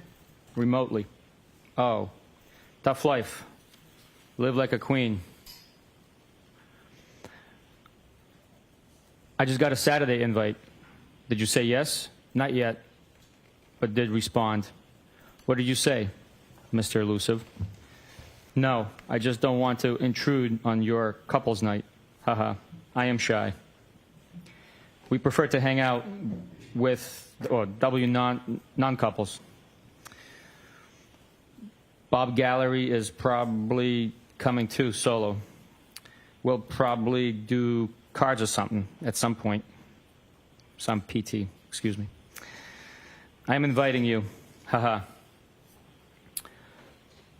John said, quote, Brian is being wishy-washy now, end quote. Haha. Did you tell him to text me? No. You cranky now? Haha, no. Just stop being so anti-couples. Most couples don't even like each other. Name a few. Name a few? I don't know. All of them? They all want to hang out with single people? I need a drink. I had a blueberry beer. I'm jealous. Hey, I'm trying to menu plan for Saturday, Mr. Elusive. Don't count on me. Boo. Haha. I am sure you will get over it. Just got my first drink. Where? Brick House. You tied one on last night? I was just thinking about you. Haha. Yes, 4:30 a.m. came early this morning. Eek, that's early. You out late with the Commodores? Solo? Yeah, but you're always lining up your after party. Nope, not me. Selective. I am not a hoe. Hey, no judgment. Haha, you make me laugh. I know, I'm funny. Haha. What's on your mind? Nada. Just about to start cooking. Okay. What's on yours? I'm going to a Hillside Regulars 60th tomorrow. This could be a new low for me. Who? Detective, if I could interrupt 1 second. When there is a date that's delineated, could you just state the date out loud so the jurors follow the date progression? Next, Starting with the next one. I'm saying the next text message date or Yes, sir. date within? Where the Yes, above absolutely. or below the bubbles. Yep.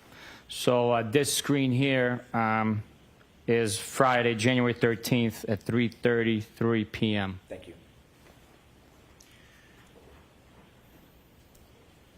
I believe I stopped before Bob Clinton. Everybody can't stand him. I detest him. His breath smells like ass. OMG, always. His daughter and I have mutual friends. I actually don't mind him when he's socially distant. I think he's friendly. Why detest? Yeesh. Talks like an ass clown. Maybe I am being too hard. He just says crazy shit. Doesn't know his audience. Geez. Is he different from anyone else in there? Haha.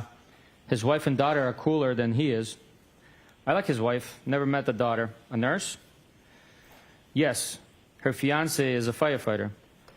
By coincidence with people I grew up with. Crazy. Sunday, January 16th, 12:59 a.m. You're nuts.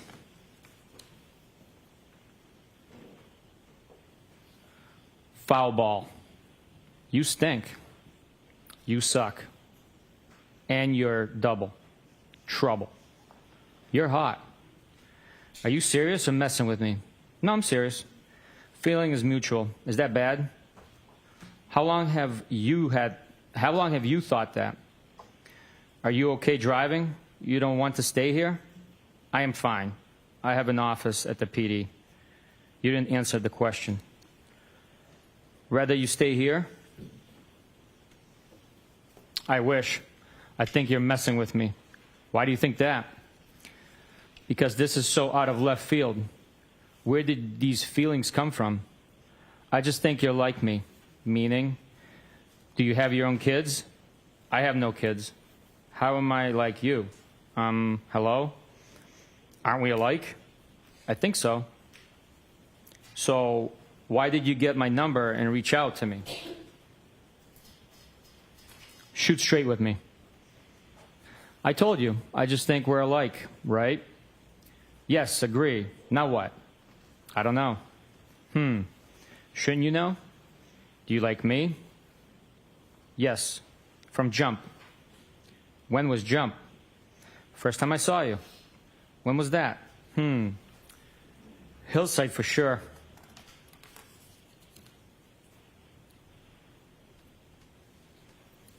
When were you interested? I don't know. You're just my type. You think you can handle me? I thought you were happy. How do you know if I'm happy? I just assumed. Are you to handle? What do you like about me? I just feel like you're from my neighborhood. Yeah, ditto. And I think you're hot. You really think that? I have always thought that about you. What? That you're hot, smart, witty. But I didn't think you were interested. Witty. Yeah, meaning quick with a response. Tell me why you got my number and reached out to me. Just thought we were the same, from the same neighborhood. Are you afraid to say what's in your mind? On? No. Didn't I? I am glad I stopped by. I should have come earlier. Do you really live in Mansfield? Yeah, I was basically begging you. You don't have to beg me. Beg. Huh? I will give you whatever you want. How are you texting right now? Ugh. Leaving me hanging. No. Kids? Kinda. How am I texting? Is everyone asleep? I'm just wide awake on my phone. Yes, they are. I should have stayed, LOL. So now what? Yes, you should have. That would have been distracting. So no what? Now. Now what? Ball's in your court. What do you want? Loaded question. What do you want? I asked you. Nope. You initiated this. Spit it out. Hey, we're single and we don't have kids. We can do whatever we want. Don't you have a boyfriend? Where are you? Canton. Where? My office at the PD. Why are you going to Mansfield? Where is that? Canton PD. I have a house there from before I reconnected with John. Oh, I feel like you're not really saying what's on your mind. Do you like me? Yes, clearly. Come over to my house. When? When works for you? Whoever, whenever. When works for you? I asked you first. I think you're messing with me. I'm glad you came over tonight. Me too. Ball's in your court. What do you want, Karen? You look great tonight. I don't know. What do you want? You always do. Yeesh, really? Why? I look great? You're full of it. I think you're hot. Always have thought that. Just have not revealed my thoughts. I'm hot for the hillside. Low comps. Knock it off. You're hot, period. Are you glad you walked me out? Yes. Are you? Def.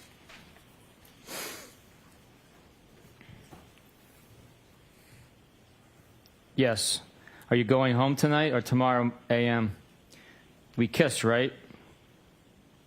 Is this a trick question? I don't know when I'm going home. I am selling my house. What a trick question. Are you moving to Canton? I am following your lead with this. I live here, but I have a property in Enfield. Why my lead? I don't want any responsibility. You started this, right? Why did you get my number and each out of me and each out to me? Still have not told me. Sorry, should I not have? I am fine with it. Just don't know why you can't answer. You're mad at me? OMG. No, not at all. You're being silly. I told you. I just think you're like me, and I am attracted to you. A lot. Feelings mutual. I just never saw this coming. Why? Because I just assumed you were happy with your situation. I was, but things have deteriorated. Why? How so? What did Melissa say when you asked for my number? It is very, very complicated. He and I dated when we were kids, and then his sister died, and everything got fucked up. He seemed very into you. I just told Melissa that I had your number, but lost it. That's cute. She wasn't suspicious? No, she's great. Does she know you like me? She's a sweetie. We just agreed that you're great.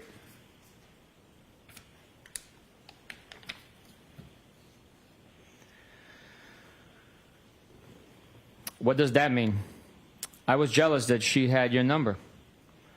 Look, like you're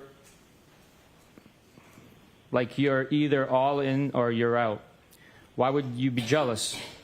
I am not attracted to her at all. I have always been attracted to you. Really? Yes.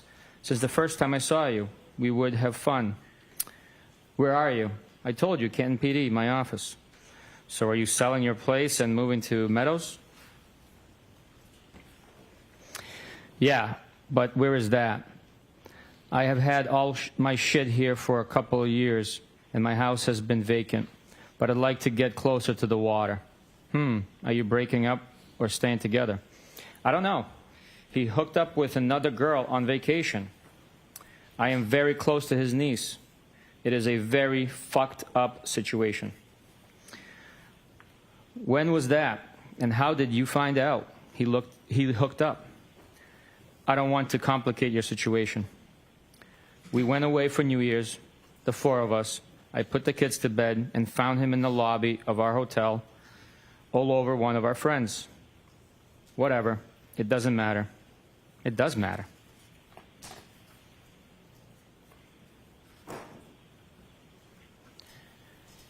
Did they bang? Does that matter? Sorry, I was just asking. I was just trying to figure shit out. It doesn't really matter. Okay, I won't ask again. I don't care. It doesn't matter. Okay, hear you loud and clear, Karen. Oh, okay. Why are you getting your thing all twisted up over simple questions? Dong. I am not, am I? You're kind of getting defensive. Not at all. What is the question? Do you feel guilty texting me? No. Okay. What do you want from me? Nothing. Do you want anything from me? I would hang out. Oh, gee, thanks. OMG. What am I supposed to say? You're being tough on me. None of us is married. True. So game on? We can say whatever we want.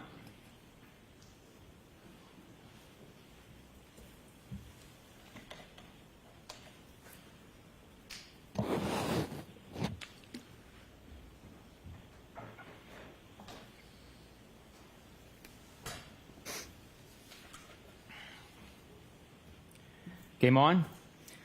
You send mixed messages. I wish I stayed. Okay, game on then. Kinda. Can you hang? Sure. I hope you toss and turn tonight. I always do. Why? Why'd you say that? I just do. Why? 'Cause you're fresh. No, I'm not. Okay. Do you always get what you want? Be sweet to me, please. I could be so sweet. I've been very sick. I had colon cancer and 10 surgeries in 18 months. I'm a wreck. I had no idea. Are you okay now? I never get what I want, just what I need. I am okay. What do you need? What need to be content? What can I do to make you happy? Haha, don't worry. I've always been very happy. You talk in riddles. Just tell me why you contacted me, huh? What's the big deal? I told you. Just think you're like me. What does that mean? Like you want to hang with me? You asked why I contacted you. Yes. Excuse me. Yeah. I did ask. We are attracted to each other, right? Reasonable question. Yes, 100%. Okay. We did kiss earlier. No? I think you initiated that. No? Yep. Do I owe you an apology? OMG. No. Why are you being sensitive? I am not. Kinda. No. Excuse me. Never. What do you want from me? What's on the table? What do you want ideally? The real deal. Sunday, January 16th, 7:37 a.m. Doesn't exist. Haha. Sunday, January 16th, 5:53 p.m. So you like Hennessy XO? Sunday, January 16th, 7:15 p.m. I am hurting so bad. Yeah, me too. The Currens went after it again at noon today. No way.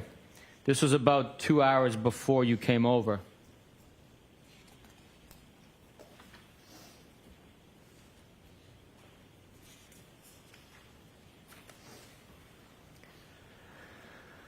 Haha, I am heading for drinks soon. Really? Yeah. Tuesday, January 18th, 5:09 p.m.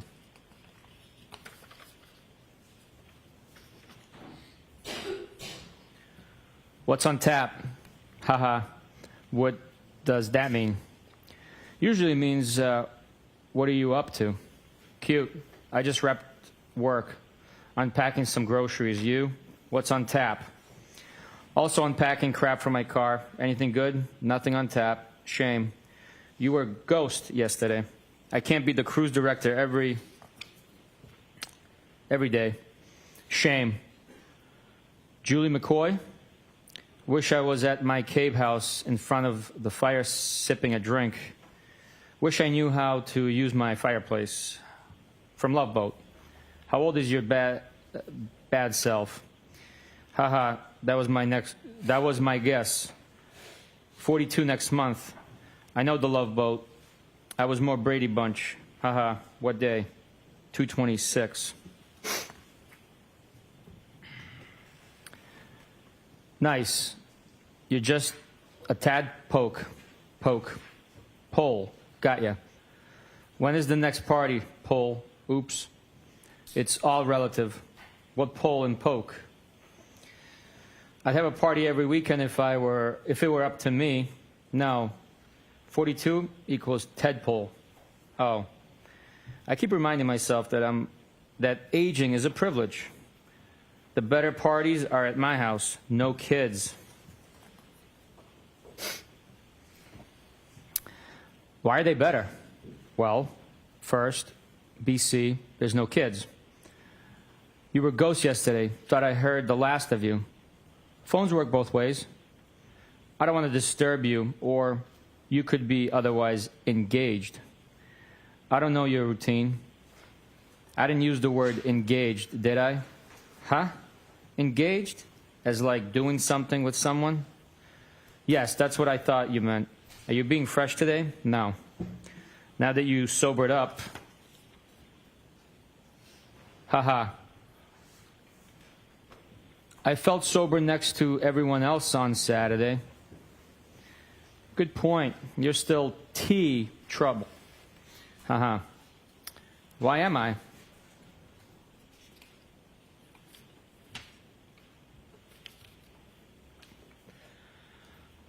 Just playing with you. What is that? Whiskey with a big ice cube. What kind of whiskey? Jameson, right? Cherry in the middle. What good does that do? Are you in W Rocks? So good, yeah. Do you have a 4:30 a.m. bell tomorrow? Why do you ask? Trying to figure out how many whiskeys you're going to have? Depends. I don't restrict myself from having fun. How many Hennessy XOs you having? None. I have none at my house. Ha ha.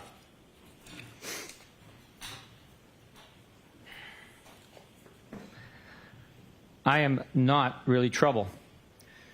Want me to pick you up next time I go to the base? Usually cheaper and tax-free. Just a little based on your conduct. The base? Military base. I go through the Henny fast. I shop there a lot. I can as a veteran. My conduct? I'm not married. I'm the only one who does everything right. What kind of veteran? Where is the base? Dude, chillax. Teasing you. Are you serious? Veteran from Iraq. I can go to any base, but usually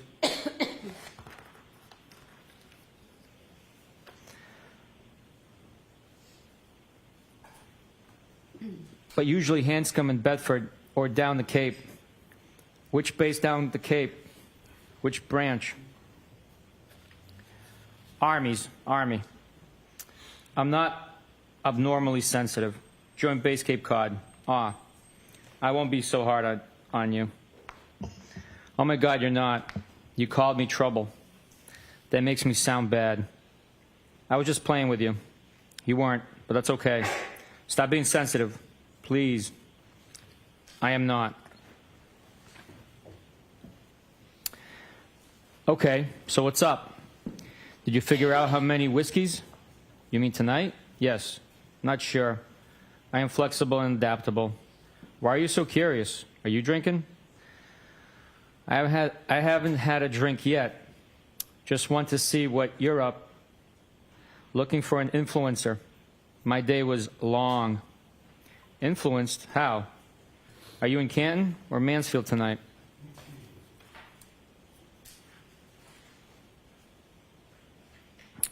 Influenced to have a drink, even though it's Tuesday, in Mansfield. How often do you stay there?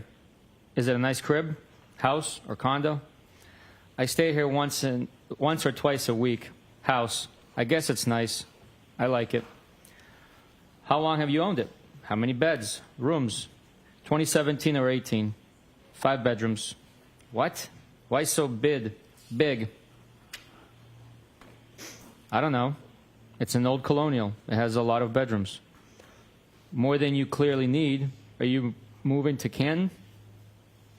I know, seriously. Some rooms I only go into dust. Not anytime soon. I'm there for most of the time, but sometimes it's a lot. A lot, why? Do you even know what you want or who? Because I went from being solo to trying to give attention to kids who aren't mine. And I never wanted kids. I thought you were in this happy relationship. Everyone is happy at Hillside. Oh, God. You avoid things.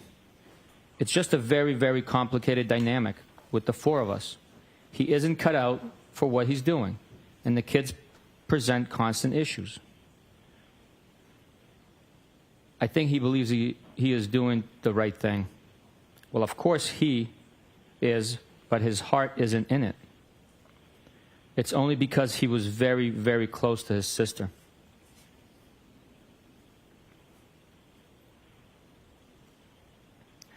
I know how you feel, kinda. I was married, and when I met her, she had a 2.5-year-old. I went from being single to being a dad. It's hard. I am divorced since 2017 and have no kids.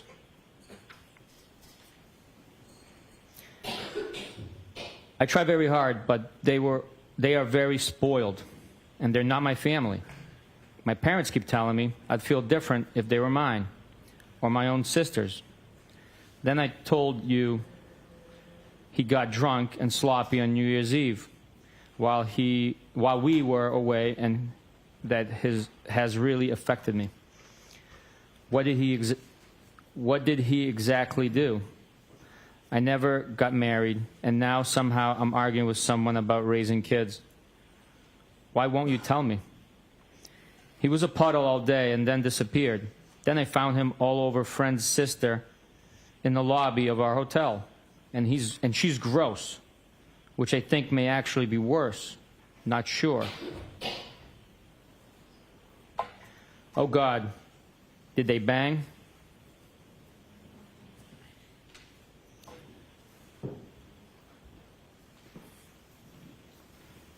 So I was the kids celebrating New Year's without him, which shouldn't be my role. No, I doubt it. He was a mess. Was it the first time with her, or do you think there were others? I don't really think there were others. I'm with him all the time. He never seems to want to go anywhere without me. But honestly, the issues with the kids bother me more than him actually cheating. They're constant, and it feels like lose-lose. You clearly have a lot of feelings swirling inside of you. Yeah, it's very complicated. Sorry for the rant. You can vent, babe.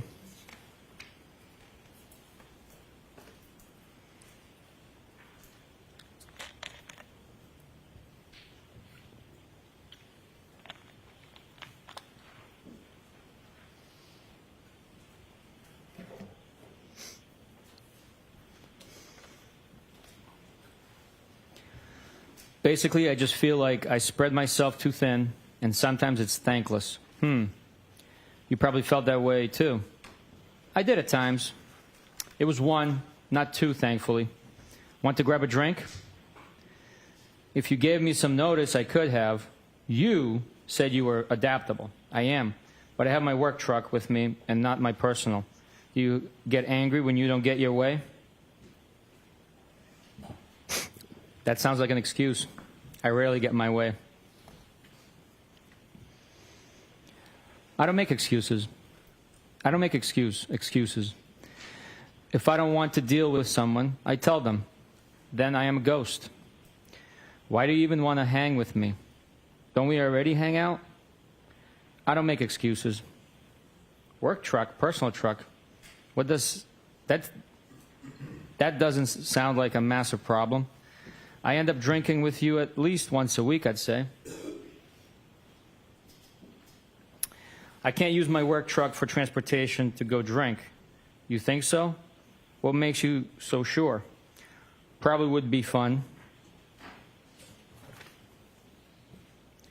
I think I see you about once a week at a bar, no? Not lately, but yes. Okay. So you asked why I want to hang out. I'm just saying that I already hang out with you. Yeah, but we have never one-on-one. Does going to a friend's house qualify as transportation to drink? Yeah, because I can't just have one. Can't drive that banged up. Have none then. There's 5 bedrooms here. Does mine have a lock on the door? Haha, LOL. I don't even know. I think so. You probably have a spare key. I don't know if I ever shut and locked a door here. Funny. Trust me, I am tempted. Grab the Hennessy. Thanks, doll. Funny. I am confused. You don't feel guilty in inviting me over? Should I? I don't know. Who knows what you feel? Only know what you said when you were drinking Hennessy. Haha. Geez, I just explained everything, I thought. Wow. You get angry easy. What are you talking about? I'm not angry, at the least. Okay, good. And I haven't had a single drink today. Okay. I don't really think I should feel guilty. Why is that? Why should I not? Dude, I am just asking. Don't get your thong all twisted up. Yeah, I just don't know what the question was. You have no impact on my thong?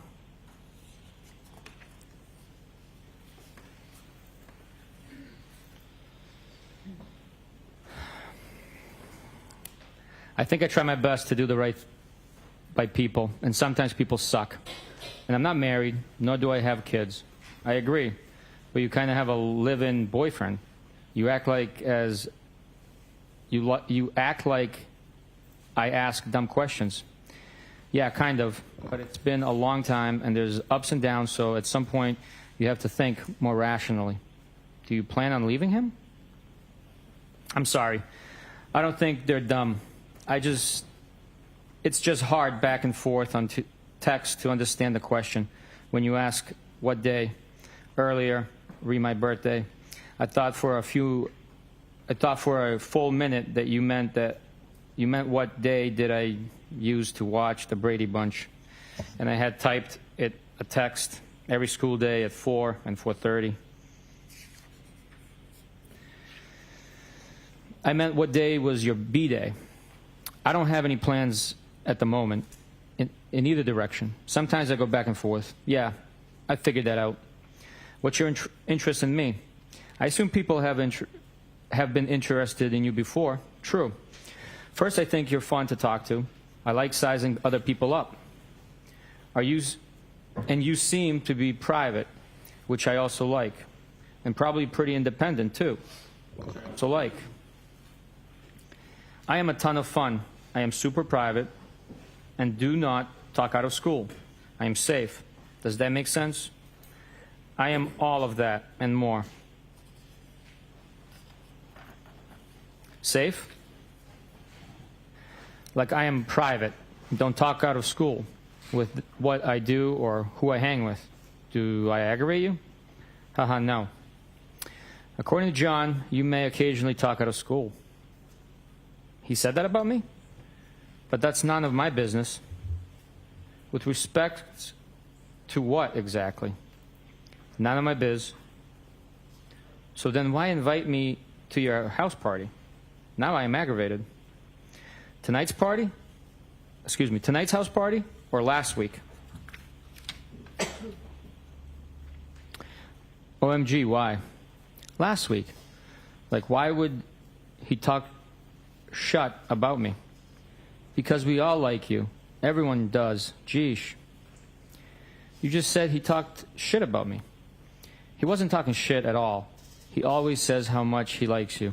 Just mentioned Brian does all right for himself. He has not said one negative thing about you ever. I just didn't think you were that private, that's all. I am about a lot of things. Don't be so sensitive. I am good. Oh, geez. Are your panties in a twist now? Stop.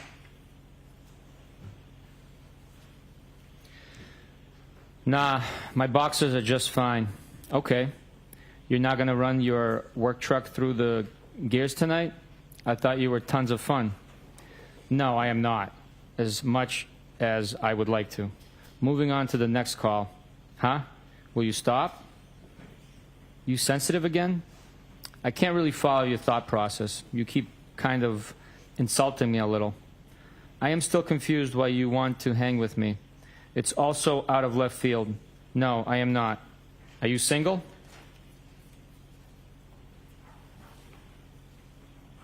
Yes. I don't think it's out of left field. Wasn't I already begging you to come over last Saturday? You getting my number from Melissa and reaching out to me.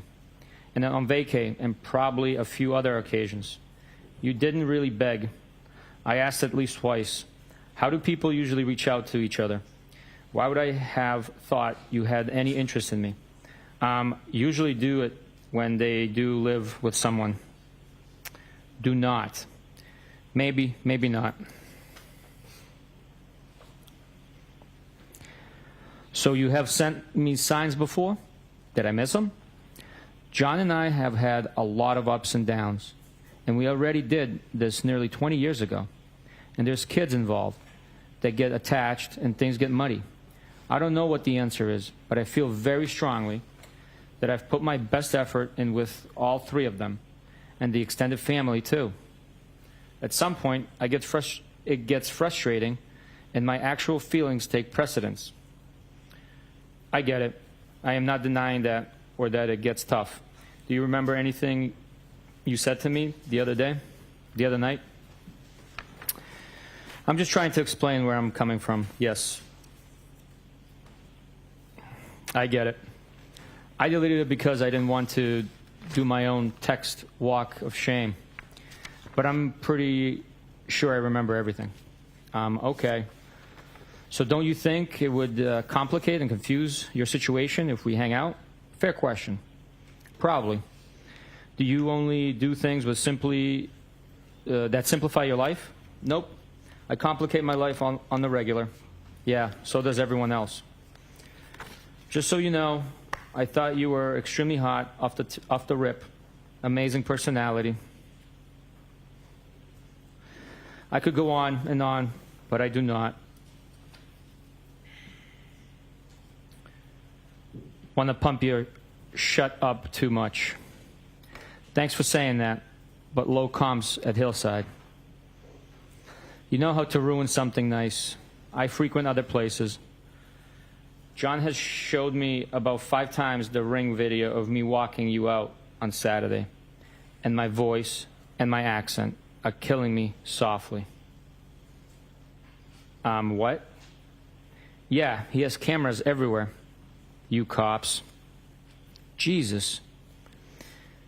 He like, Christ, are you guys hooking up? OMG, great.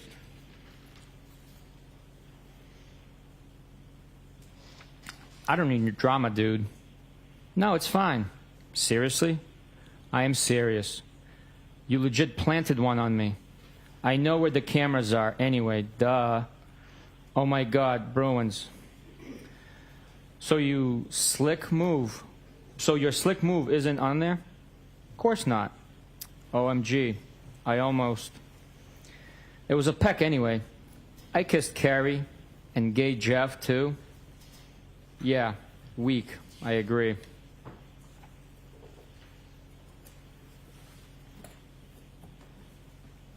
LOL, funny.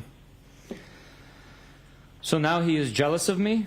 No, I told you he likes you a lot, which makes this worse. You said or did something at the bar last week, and he goes, I like Brian more and more. I think he is a good dude, too. Yeah, he is. Funny. What's your end game? What do you want from me? You will just confuse the shot out of yourself. Shit. Because I am a lot of fun. So am I. I'm sure I'm more fun than you. How so? Details. I don't know. I hate people on the whole, but I've been told by many people that I'm a lot of fun. I don't do anything half-ass. Nothing.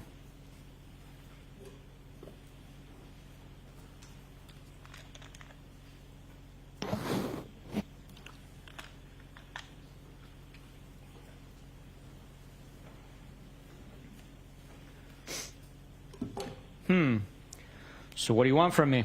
I don't know. I just like you, so I reached out. You have zero idea? Nope. Oh, God.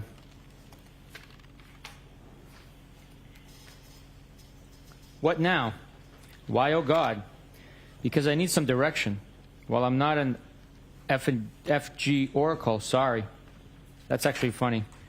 Do you eventually get what you want? I told you, rarely. So you're a quitter, a realist. So you reached out to me? A ballsy move. Now what? The things I worked the hardest for have meant the most. Does Melissa know you dig me? Ballsy? Not really. I already know you. True. But you have a man. I figured if you text with Melissa, you'd definitely text with me. She isn't trying to hang with me. Of course she is. Plus, I never really texted with her other than to see if they were headed out. I asked you over. Is what? You made excuses. That's fine. But I'm not asking again. She doesn't like me like that. I'm sure she does. What makes you so sure? BC, she said, I'd love to set Brian up with my sister. She deserves such a good guy like him. That doesn't mean she wants to. Bang me, he-self. And I think Lito is kind of a dink, so I'm sure Melissa likes you a wee bit. Herself. Yeah, he is interesting. Have you always had trouble accepting compliments? Yeesh. No. It at all. All yours came to me after a day of drinking. You were way more all over me that day. So what? Don't most compliments come that way? Like all over me with compliments and how you felt. It was 3:30 a.m.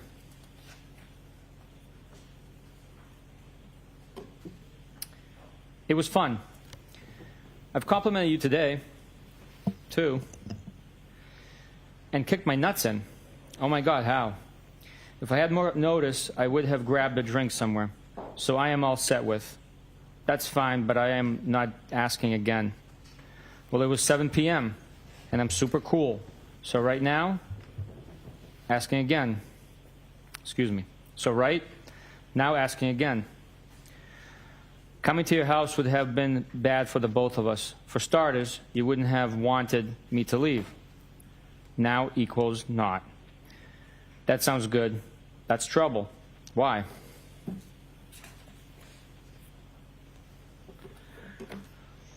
Because you would have made me stay, locked me in your room. No, I wouldn't have. Haha, you wish. I don't share a bed with anyone ever. I have my own room in Canton. What? Yeah, I think sharing a bed is archaic. Is that the one you wanted me, TK, stay in? You sit like to be spooned? You don't? Not for more than a minute or two. Weird. You would rather sleep alone? I've got to make my sleep count. So doesn't everyone? Honestly, I am the world's lightest sleeper. I can hear an ant crawling across the floor, and I wake up almost hourly, which isn't fair to whoever I'm sleeping with. Okay, bet Melissa isn't like that. Haha. Lori wouldn't like that. I know for a fact Melissa isn't like that. She told me she can't even fall asleep unless they're spooning. Lito rolled his eyes and pointed a gun at his head. You've probably got to go to work on your truck. Talk soon. Whatever.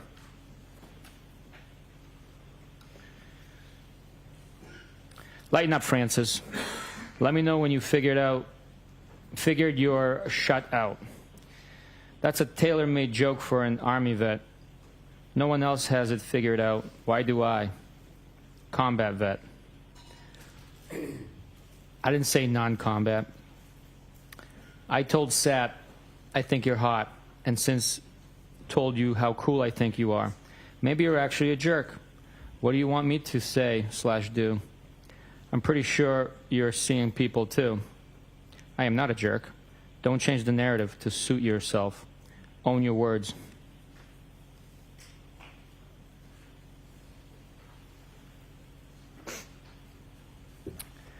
I don't think you're a jerk. I don't have simple answers to your questions. It's actually simple. What do you want from me? What do you desire? To start, I would just like to hang out because I like to talk to you and hear what you have to say. If that's it, I'd be happy. Okay, I will lock you into that statement. That's fine. I suspect you will give up eventually. Just so you know, I will still be your friend. Clearly, you're trying to give me a Heisman. No, not at all. Why would you say that? Because I've tried and I am failing. Tried what? Failing what? Hot and personality and what else? What's the I could go on and on part? BC, it feels like a Heisman, sugar-coated with a few compliments. That's okay. I asked you over on a seemingly uneventful Tuesday. Yeah, with 0 heads up. I have to get up at 4:30 a.m. Didn't hear from you yesterday at all, so I should have been a mind reader that you were going to extend an offer to your crib for a drink. If you want to give up, that's on you. You're being silly, for the record.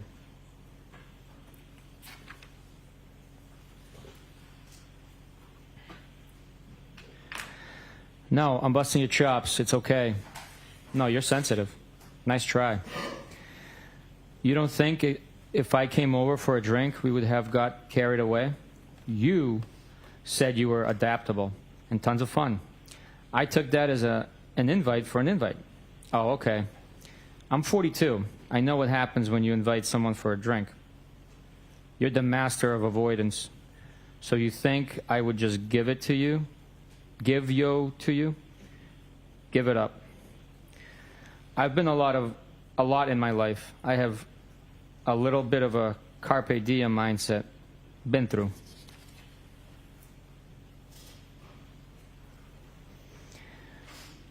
What am I avoiding? I'm not afraid to be direct. Some of my questions. Okay, which? Ask again. Nope. Tricks are not for kids. I'm pretty sure we would have hooked up. Okay, I can't say that. Of course you can. Did I miss any other questions, sir? Probably. Are you having a drink right now? Yeah, on my second. Show me what you got. I went for some wine and downgraded to a mudslide. The taunting in me. Haha. I had to make another one because you got me all worked up. I could have made it for you, weirdo. Sure you could have. Done a lot.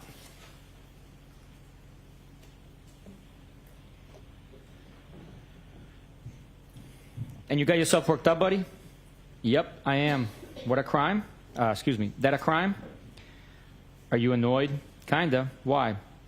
Because you there, this offer on me, last minute of through. I could have made 3 round tips by now. Excuse me, I apologize. You could have made 3-round trips by now. Oh, I bet. Crickets. 4-round trips. Bite me. Geez, that's fresh.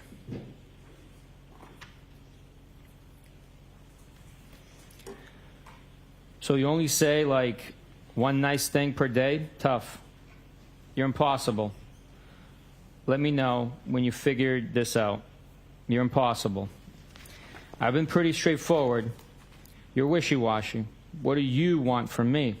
Doesn't matter. Okay then. Wednesday, January 19th, 10:08 a.m. Sup? Sup? You tell me, playa. Just working remotely. Sweet. From Mansfield? Yep, you? I am in Canton at the moment. I want to drink. Haha. Is that bad? Really? I think day drinking once a week is okay. Go celebrate the 20th anniversary of the Tuck Rule. I can't wait until tonight. Wednesday, January 19th, 1:07 p.m. Where are you planning on heading? Not sure. Wednesday, January 19th, 3:34 p.m. I'd invite you over here, but you probably have your work truck. Here we go. I assume that's a pass. No problem. What's wrong with you? Excuse me? I didn't answer fast enough? Huh? Where'd you get that from? You're tough to make plans with. I'm headed out shortly. I tried. Where to? I'm meeting my friend in town till about 7, and then likely make my way back. Okay.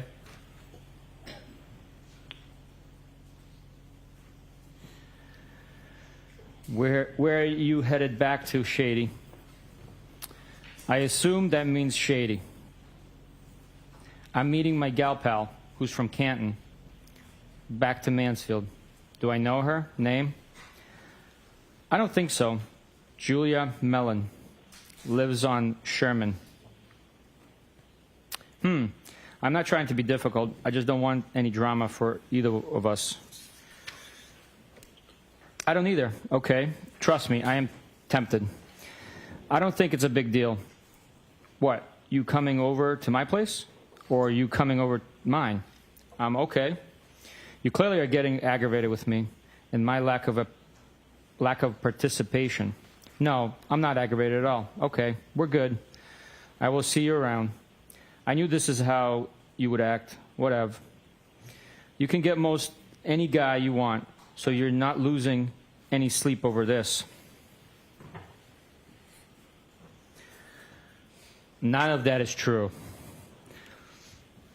I'm not talking to any other guys, and I have issues with John, and things are far from perfect. You just happen to know about him because we all hang out at the same bar. I'm sure you talk to other girls. That's what single people do. I'm not married, and neither are you. Neither is John. Was that your attempt at a lecture or deductive reasoning? What do you want from me? That's just how I feel. Excuse me. That's just how I think/feel. You don't need to approve. I've already answered that last question a couple of times, I think. I'm not judging you. Never have. Never will. You shouldn't. I don't know what your private life is about, nor is it my business.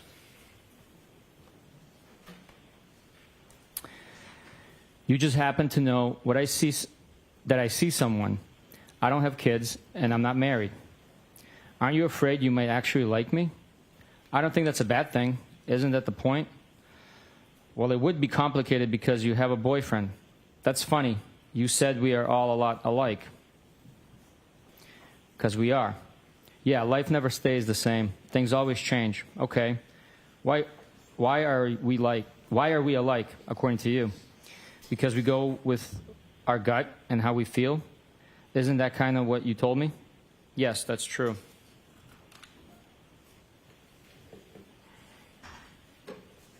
Have a good night. You're clearly irritated. Sorry to bother, young you. Either texting is bad or you're sensitive. I'm not irritated at all, I swear. I had been going out with someone for a few years when I reconnected with John. And John and I got on very well at the same time, so I broke it off the other guy. He was probably starting to see other people if I was completely honest with myself. I don't feel bad about any of that. I think it was meant to work out that way. So what's your point? Are you legitimately interested? Unhappy in your relationship? Mad because you saw him all over another girl? Or a hybrid of all of it? My only PT is that there's a difference between being married or someone and dating someone. And we have no intention of ever getting married. The PT of dating is to not get tied down if you're not confident you should be. In my mind, anyways. The first two, but I don't care too much about the other girl. Okay, so he is cool with you dating other people? And I'm not happy per se, just realistic that there's cracks and it's far from perfect. I doubt it. If he is seeing someone else, I wouldn't want to know either way. He probably feels the same, and you probably feel that way about whoever you hook up with. I think that's normal. Okay. You don't agree with me?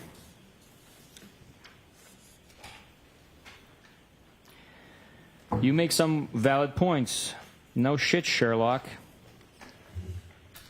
Come on, I'm funny. Sit on that and spin. See? Now you have to go below the belt. Love it there. Do you wear belts? Only once in a while. Okay.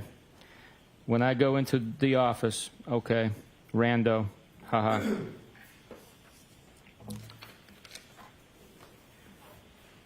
I was teasing you. You getting all dressed up for me. Haha. I pretty much wear all black every day. Love it. Where you going in town? Newbury. She works there. Doing? She works for my friend who's a plastic surgeon.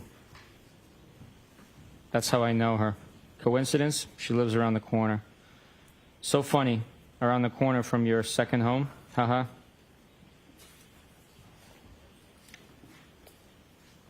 Oh, haha. I had to come downtown earlier, so told her I'd meet her for a drink. You there now? You would like my spot at the Cape. I have a great spot for dinner and drinks down there. Are you there tonight?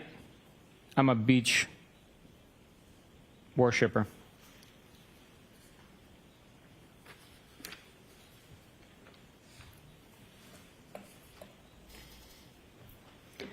Where's that? I'm in West Roxbury, a spot in West Rocks, Dedham line. I have a pass to drive my Jeep on the beach. Lots of fun to be had. I heard. I used to rent with my friends on the beach for 7 straight years. I miss it. I've been thinking about moving to Tiverton. I can give you all the beach life you can handle. Stopping for a drink later? By where? My spot in West Rocks. Probably not for a bit. Okay.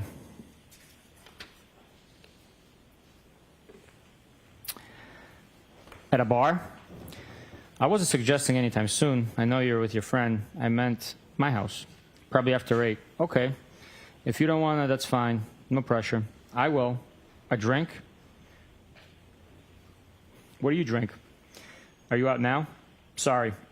I'll drink whiskey if that's what you're having. Haha. Send me a pic of you two.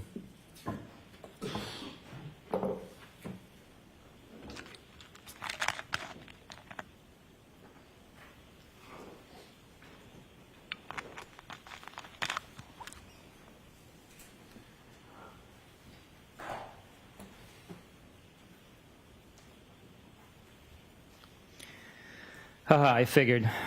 My shot is tight. Shit. Sure you can handle this. Please. Bite me. Stop saying fresh things. Why? Excuse me, I'm sorry, Detective. There may have been a page that is missing in that document, or it's not comporting with the... Oh, you're right. I did accidentally turn the page. No problem. I apologize. I think starting at, I usually drink whatever the person with me is having. Yep. I usually drink whatever the person with me is having. Oh, okay. I don't take selfies either. I don't really even know how. Whatever. I wanted to see your smile. Ugh, I hate having my photo taken. Weak. Sorry. I am a very particular person. What's that mean? Okay, never mind. Go enjoy your friend. Go clean your house, will ya? My shit is spotless. Haha, I figured. My shot is tight. Shit. Sure you can handle this. Please, bite me. Stop saying fresh things. Why? Are those statements tempting? Nope. Oh, which statements? Perhaps you should drive directly to Mansfield. You said, bite me, like 3 times. Okay. 8:30ish is too late? For what? Drink. No, why? Are we not meeting up? You can stop over for a drink. Balls in your court. Are you going to give me the address? Yeah. We don't have to meet up if you don't want to. But I'm leaving town now. I am up for a drink. Okay. Should I drive around? Should I drive around W. Roxbury? I assume it says yelling your name, question mark. It's cut off. Are you going to give me the address? Yeah. We don't have to meet up if you don't want to, but I'm leaving town now. All right, that repeats itself. I apologize. So, okay, should I drive around W. Roxbury yelling your name? Haha, no. Where are you now? Newbury. Do you really want to come over? Only if you want me to. Can you take charge? I thought we already settled this. Haha.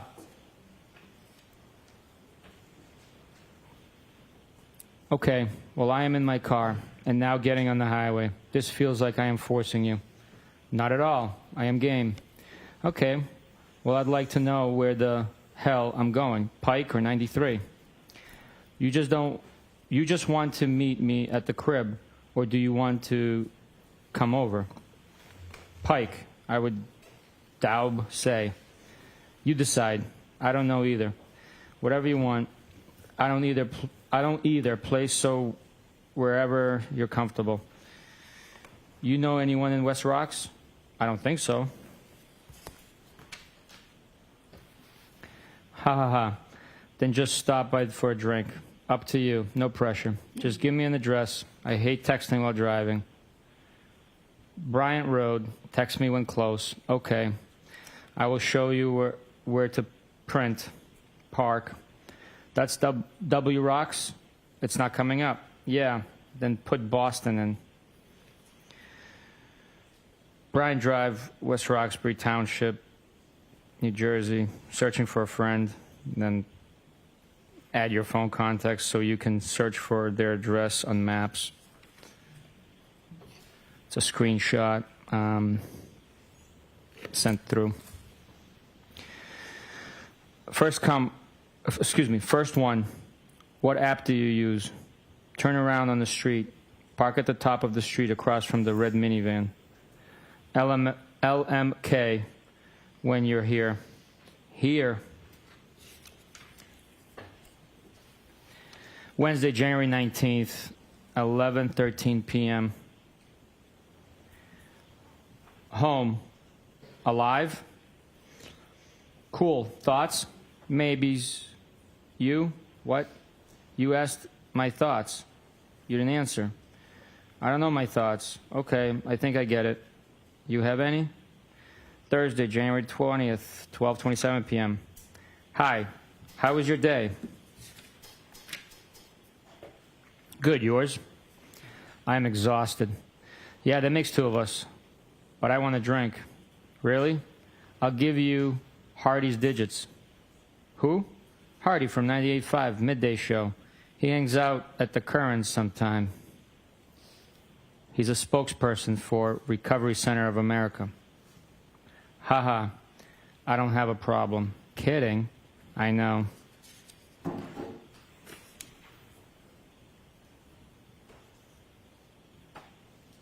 Good riddance. Haha, stranger, stranger. Hey, I was at Hilly all weekend. Have not heard from you. Haha, I apologize. Sunday, January 23rd, 9:40 p.m. Phone works. Thought you were all set. With talking? No. You sure? Friday, 11:32 p.m. Well. Saturday, 11:54 a.m. John died. All right. Lights, please. Our jurors were right at 1 o'clock, so we can take our lunches. Court, all rise for the jury. I'd like to see counsel just a second about scheduling, please. Goodbye.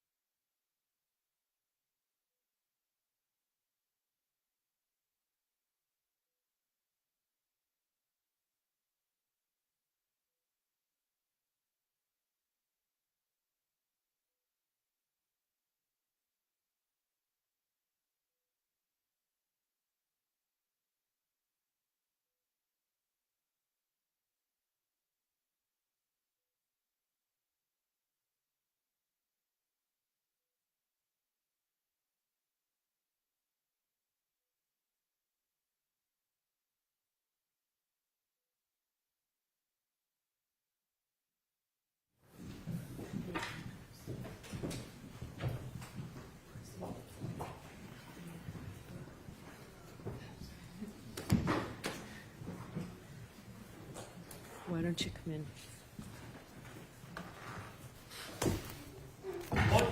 All rise.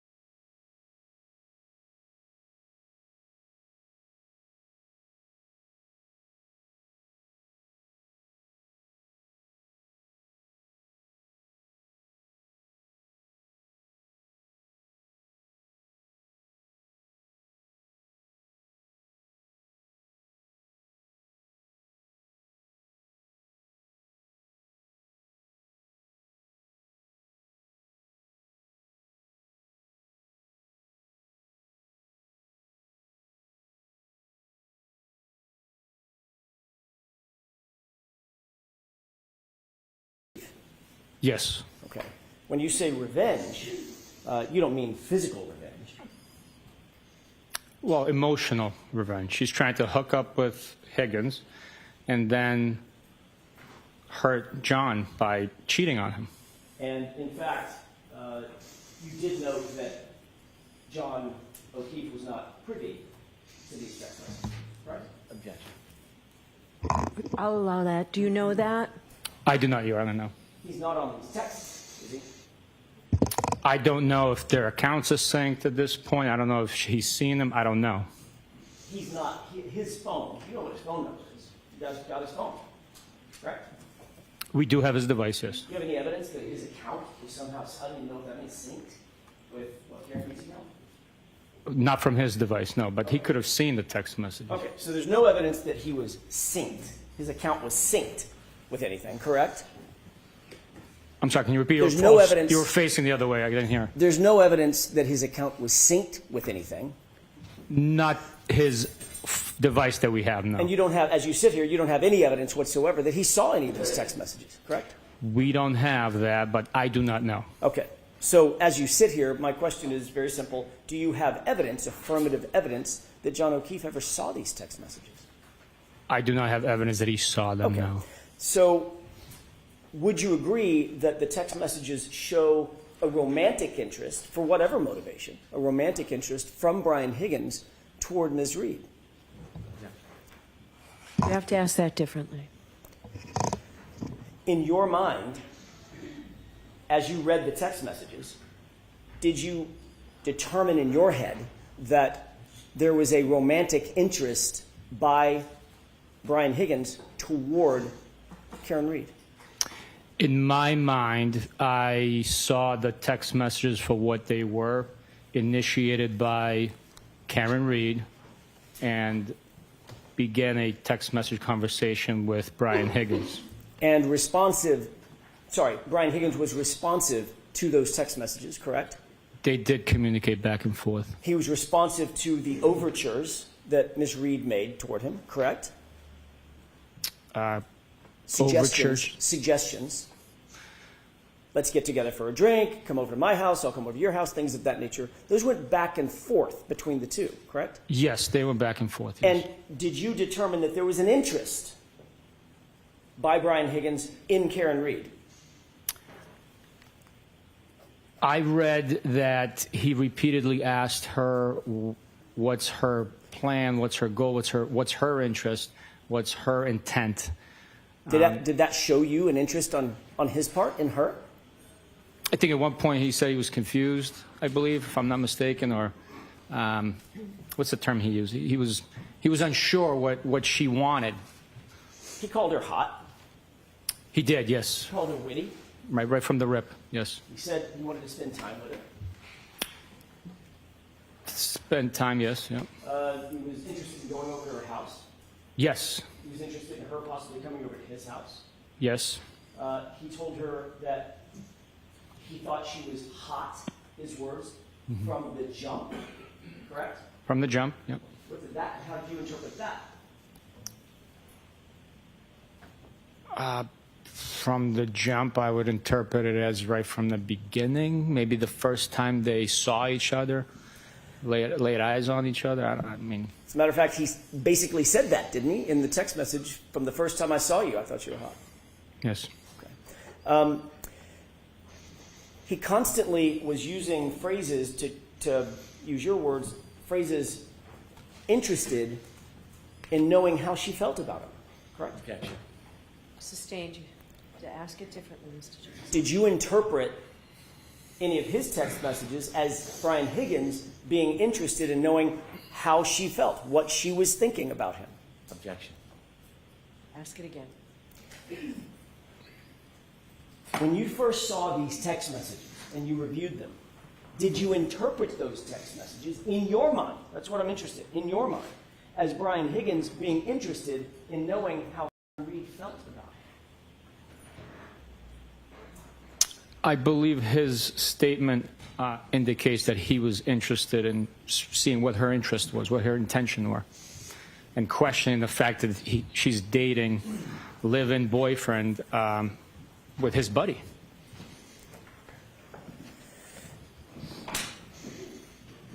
He used the word ghost several times, correct? I do recall reading the word ghost. How did you interpret that word? Objection. I'll allow it. I interpreted ghost in the common slang terminology as to abandon conversation, stop communicating. He indicated that 2 different times in the text string, correct? I know I read the text messages, but reading them out loud to a room full of people, I might not have remembered how many times the term ghost came through. Fair I was enough. concentrating more on the reading, not on the comprehension of each word. Fair enough. But you did note that he used that term in his text messages to her, correct? I think I recall at least once that the term ghost was present in the communication. Did you interpret that? I'm looking for what was in your mind. Did you interpret that, the use of that word by Brian Higgins, as showing some level of frustration at her abandonment of the conversation? No, I did not. No. Not at all? No.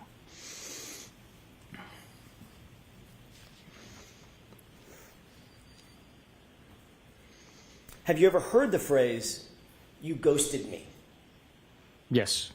How do you interpret that phrase, just in general?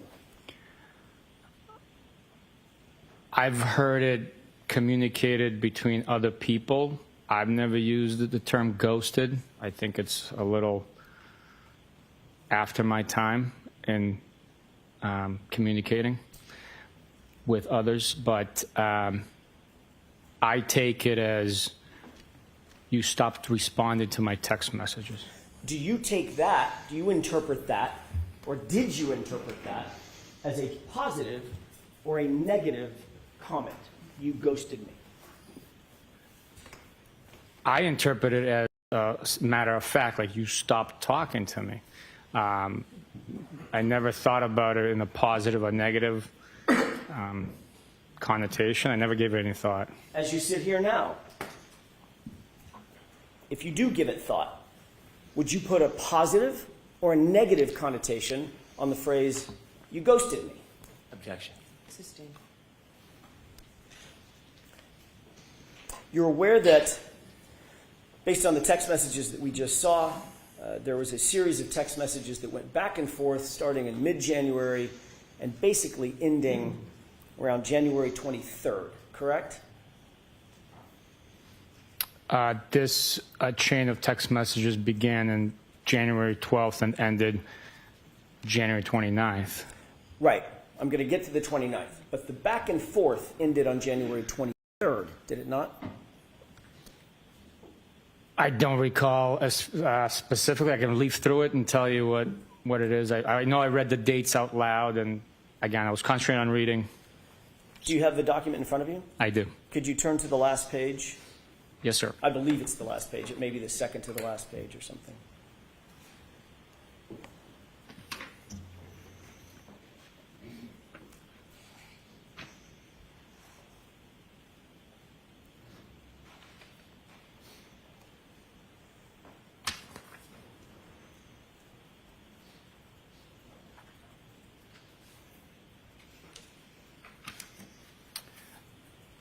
Do you see an entry on January 23rd, 2022, a text message from Brian Higgins, "Thought you were all set"? Yes. And Ms. Reed responded with "talking?" Question mark. No. Period. Correct? That is her response.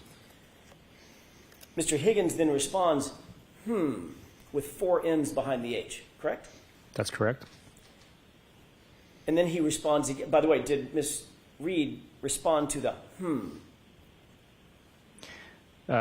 No, she did not. And then he follows up with, "You sure?" with no punctuation. Correct? That's correct. Did Ms. Reed respond to "you're sure"? She did not.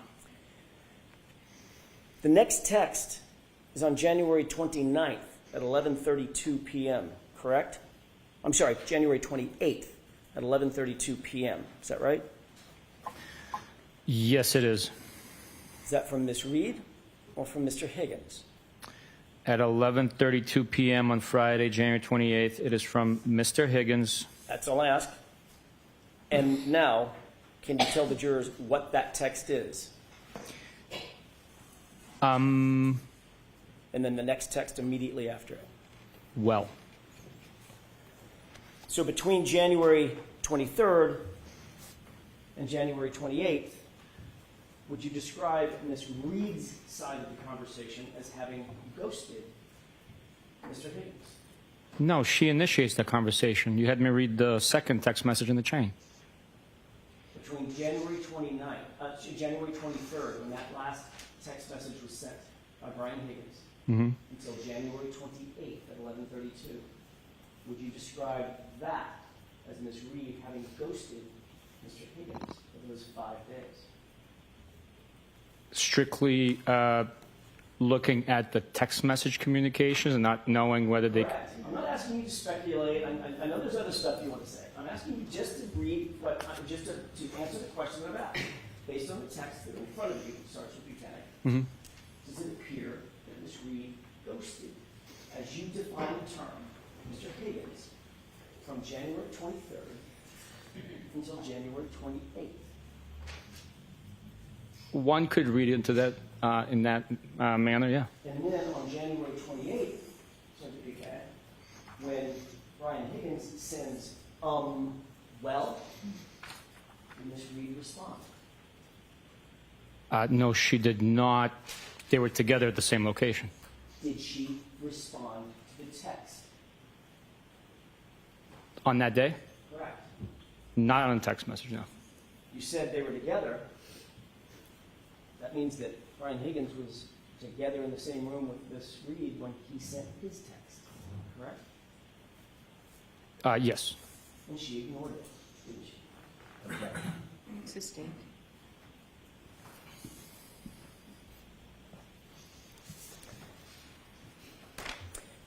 You also received from Mr. Higgins certain text messages between him, Mr. Higgins, and John O'Keefe himself, correct?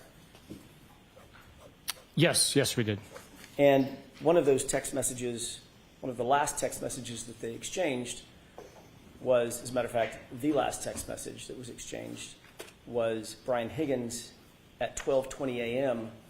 on January 29th, 2022, texting Mr. O'Keefe, "You coming here?" with 3 question marks, correct? I would have to take a look at the document. I don't have a memory of it specifically. I know I reviewed it, but I don't have a memory of the time and content.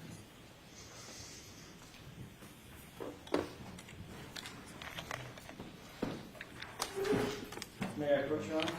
Yes. Thank you very much. Thank you, sir. No worries.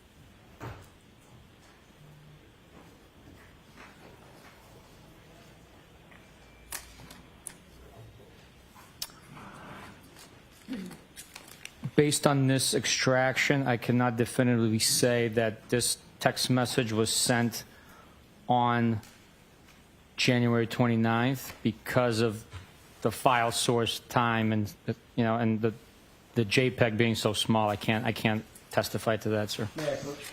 Yes.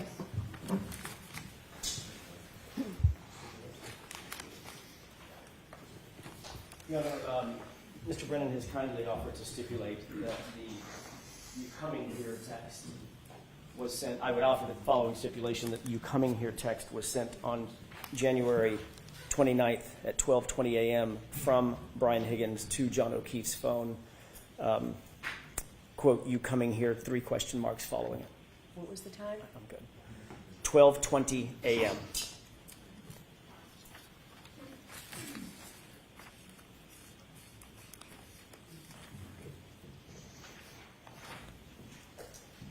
May we enter that stipulation with the court's permission? Sure. So, jurors, you've heard that the lawyers agree that that fact is true. Thank you. Thank you, Sergeant. So you were aware of the timeline on or about January 29th when, first of all, Karen Reed had not responded to a text message from January 23rd throughout January 28th and into January 29th. Sorry, throughout January 28th by 11:32 p.m. or so. She just not responded. Correct? So the text message that she sent to Brian Higgins, the last time she sent a text message was on the 23rd. And he responded with several text messages to which she did not respond on January 23rd. Correct? I believe she sent 2 and he said 3, I believe. So the answer is yes. There was a text message that she sent, that he sent to which she did not respond. Is that right? On the 23rd. He was the last one to send a text message on the 23rd. That was following multiple text messages back and forth between the two of them, spanning a couple of weeks. Correct? Yes. Then, on January 28th, 2022, Brian Higgins is at the Waterfall Bar and Grill after 11:30 p.m. Correct? He was. Karen Reed then walks into that same Waterfall Bar and Grill, accompanied by her boyfriend, John O'Keefe. Correct? They did. Brian Higgins then texted Karen Reed, who's standing in the room. Well, correct? Correct. Karen Reed ignored that text. Correct? Objection. Sustained. Karen Reed did not respond to that text. There's no text. Brian Higgins then, a little less than an hour later, texts John directly, "You coming here?" with 3 question marks. Correct? Correct. It's been stipulated. That is an accurate timeline of the events that we've just talked about, correct? Yes, sir.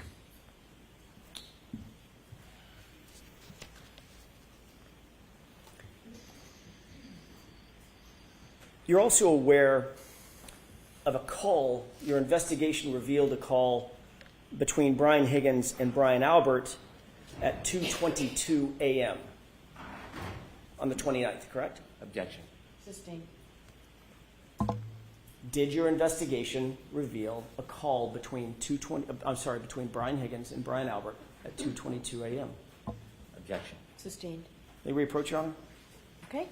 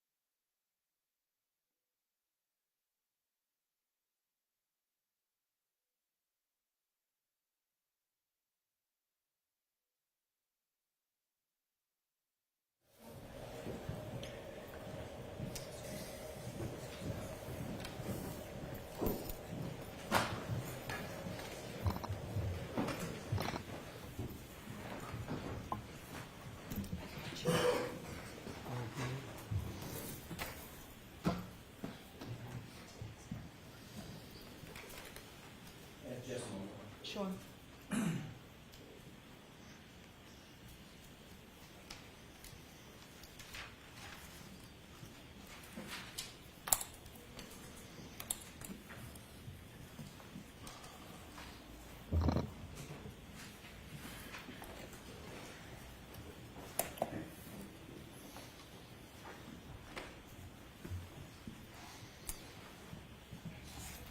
Sergeant Buchanan, did you become aware during the course of your investigation, then I'll narrow the time frame, during the course of your investigation, that there were calls between Brian Higgins and Brian Albert at approximately 2:22 a.m.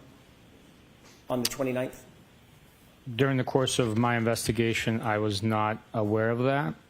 If you have a document that I can see, I can tell you if I've ever seen it before. Did you seek to secure Brian Albert's cell phone to determine what calls he did and didn't make on No. January 29th or January 28th? No, we did not. Okay. In your experience, would a phone extraction, a cell phone extraction of Brian Albert's phone, have revealed calls made and received in the time frame that we're talking about, the 28th and the 29th of January 2022? If a phone is extracted, the records of phone calls being made and received would show those records. You did receive information from Brian Higgins' phone, specifically the texts that he claimed he pulled off of his phone and gave to you, correct? We received text messages that I read today that Brian Higgins provided from his phone. Did you seek to secure his actual phone for a forensic download or a forensic mirror image to get the actual calls made and received or text messages made and received from his phone? No, we did not.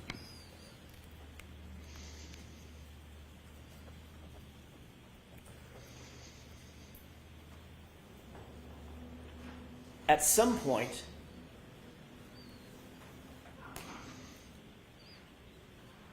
this is just yes or no, at some point, did you become aware of a call between Brian Higgins and Brian Albert at 2:22 a.m. on the morning of the 29th? Just yes or no. No. As you sit here today, this is new information to you. Let me rephrase that. This is unknown information to you. You do not have any information about that? Objection. Sustain. We need a time frame, Mr. Jackson. I realize that, Judge. That's why I'm asking it this way. As you sit here, are you aware of a phone call between Brian Albert and Brian Higgins at 2:22 a.m. on January 29th, 2022? Look, you just shared that with me. I have no memory or record of seeing that it actually took place. I do not know. Okay, so you've never heard that before. That was what I was getting to. You've never heard that before. No. Okay.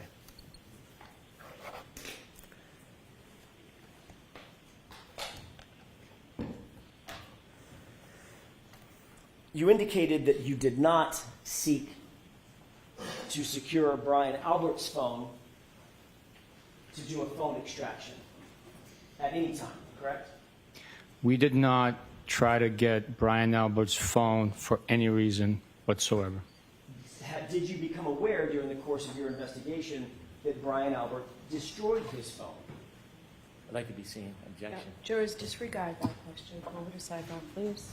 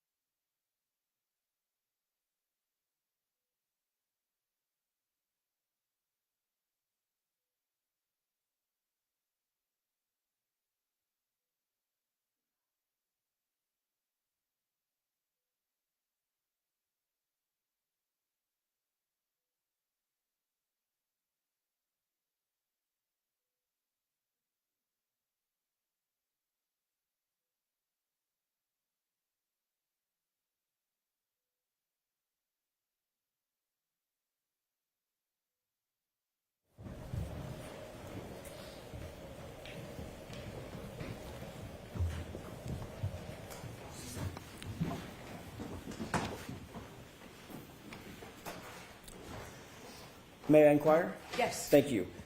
Did you become aware of a call that was made by Brian Higgins at 1:35 a.m. while at Canton Police Department? I am not aware of that, no.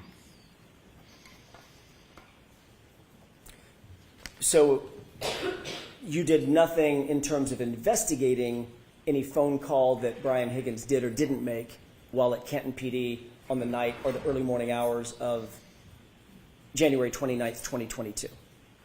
We never sought to get Brian Higgins' phone. He was not looked at as a individual that we would need to get his information for any reason at that point. Even after you received and read all of those text messages between him and Karen Reed? Correct. And even after you became aware of the timeline that we just walked through, starting on January 23rd, going all the way into January 28th and into January 29th, you did nothing to investigate that?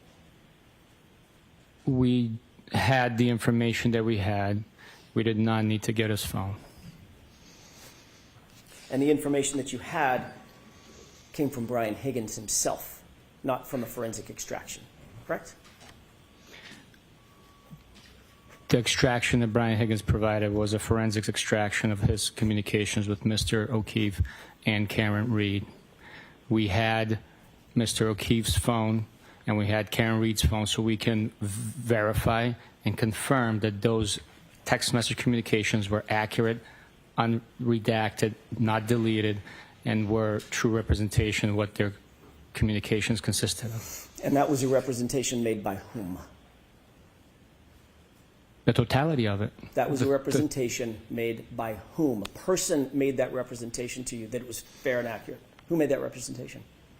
It wasn't a person, it was the extractions between the three devices. Well, an extraction that you were handed on a device by someone, correct?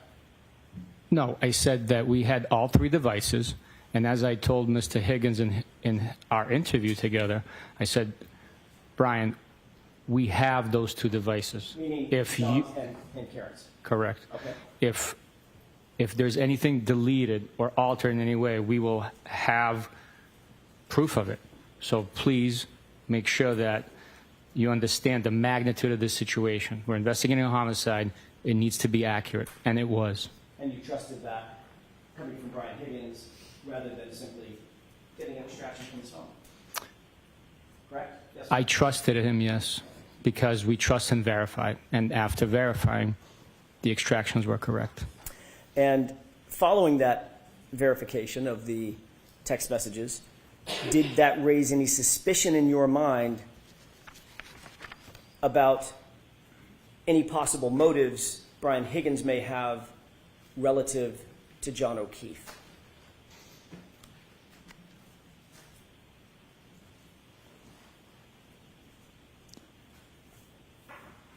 Suspicions of motives? Is that your question? Correct. No, the evidence spoke for itself. The honesty, cooperation of all the witnesses and corroborating, supporting facts spoke for themselves. So I was not suspicious of his motives. The conversation was documented over text message. Spoke for itself.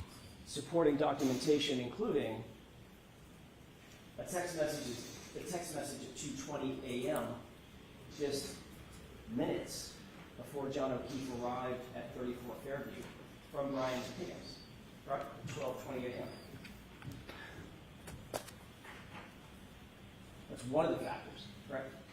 That's one of the factors that is part of the entire investigation, yes. One of the other factors is that John O'Keefe's body was found in the lawn at 34 Fairview, just feet from the front door, side door, and the garage door,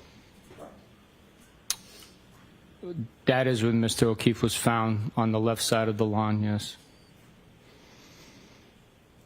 And one of the factors was you originally said that it appeared that it may be an incident involving a cocktail glass to the face. Initially, please. Based on verbal reports, initially, that was a possibility.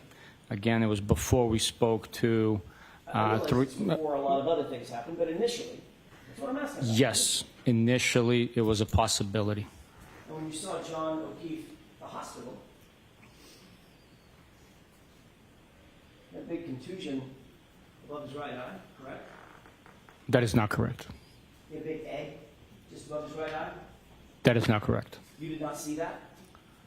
His eyelids were swollen, not above his eye. And there wasn't a contusion. If two different paramedics said that they saw what they described as an egg above his right eye. Well, let me ask you differently. Did you speak to any of the paramedics? Yes. Did they describe an egg above his right eye? I'd have to see a report to actually be described as an egg above his right eye. Did you notice a laceration at his right eye? His right eyelid did have a tiny, tiny laceration. Did you see a small laceration in the right nostril on his nose? A tiny, tiny laceration, yes. You noted that he didn't have any broken bones or fractures other than to his skull? I did not know that. I didn't conduct x-rays or conduct the autopsy. I'm not a medical professional. You didn't ask the doctors at the time you went and visited him and saw him in the hospital whether or not he had broken bones or fractures? I don't believe they reported that. And another factor that you considered was the fact that in the early morning hours of January 29th, 2022, around 6 a.m., 7 a.m., 8 a.m., there were no taillight pieces found at that location? Zero? Did you consider that? At what point? On January 29th, between, say, 6 a.m., 7 a.m., 8 a.m., 9 a.m.? Consider that? Once we learned that there was damage to the defendant's right rear taillight, Sergeant, I'm I could only consider at that point because I didn't know what I didn't know. Right. We don't know, we don't know. We work with the evidence that's presented and we develop the investigation. And the evidence that was presented at that time, Sergeant, was a leaf blower was used to search the area, the exact area that you described for this jury as being the area around the fire hydrant, the flagpole, where John's body was, and no taillight material was found at all in the first searches. You're aware of that, yes or no? Yes. As a matter of fact, you're also aware that no taillight material was found until after that SUV was in Massachusetts State Police custody and sitting at the Sally Port in Canton. Correct? I believe the first taillight piece was found after it was in our custody. I don't know the exact time. I'd have to see it.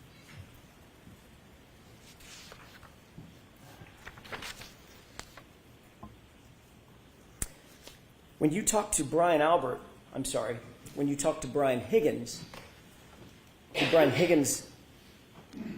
did you ask Brian Higgins about potentially seeing John's body when he left 34 Fairview and headed over to Canton PD?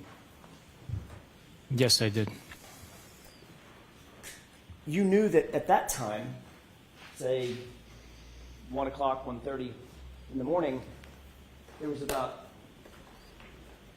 0.2 of an inch of dusting of snow, correct? Very light. At that point in time, there was a coating. I cannot speak to the amount of snow that was on the ground. But Brian Higgins told you in that interview that he didn't see the body because it was hidden by a snowbank. Didn't he? Objection. Did he say that to you? I don't have a memory of that, Your Honor.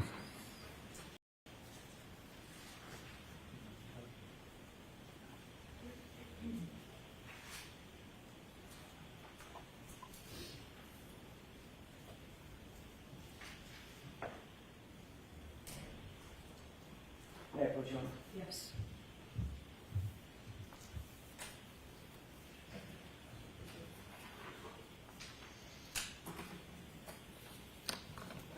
Take a look at page 3, the highlighted portion, if you wouldn't mind.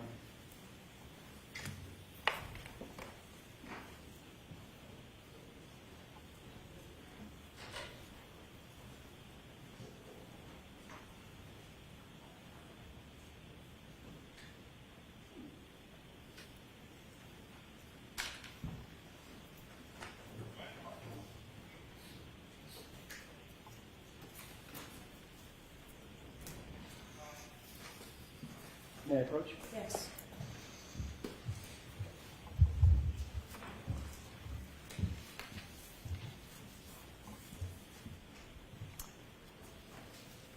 Does that refresh your recollection that Brian Higgins said something about a snowbank at the time when he left 34 Fairview? He stated the reason he did not pay attention to the grass is he was concerned with his snowplow on his vehicle and was not paying attention to anything over the snowbank, just with the plow in front of him as he operated the vehicle. And of course, you knew at the time, as a detective and an investigator, you knew at the time that with a dusting of snow, there is no snowbank. Right. He mentioned plowing the driveway for the Alberts when he arrived, so there might have been coating and he was just plowing it and then creating a line. I cannot speak to how much snow was actually being plowed with the dusting that was on the ground. So there might have been a small snowbank. Again, he was referencing it. He was not paying attention to anything behind the snowbank, so behind it. Snowbank being in the yard. Actually, he said the lawn. Yeah, he's, Sorry. He talked about the snowbank being in the lawn, not the driveway, correct? That's how he described it. he said he was not paying attention anything past the snowbank being the lawn. And did not pay too much attention to the lawn area behind the snowbank, correct? Right, off to that area, right. Did that raise any suspicions in your mind that Brian Higgins may have been being less than truthful with you? No.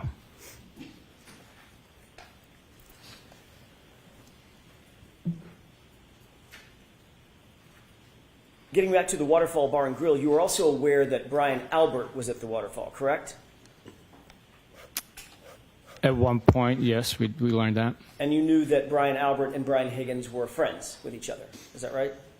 We learned that as well, yes.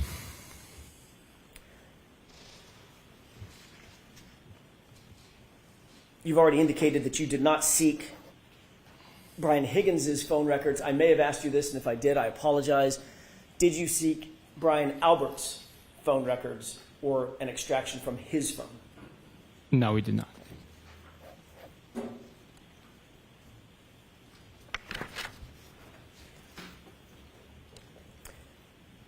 Did you look at the entirety of the waterfall video? Did you review the entirety of the waterfall video when you first obtained it? Or have you looked at it since? I have at one point or another viewed the entire video, yes. Your Honor, with the court's permission, this has already been marked as evidence, but I cannot write it. It's not my notes. Exhibit 22, I'm told. Okay. May we exhibit that for the, or present that for the jurors? Yes. And I'm asked to advance this to runtime 8:30 to about 11:08, so a couple of minutes with the court's permission. Yes. Let's go ahead and play that.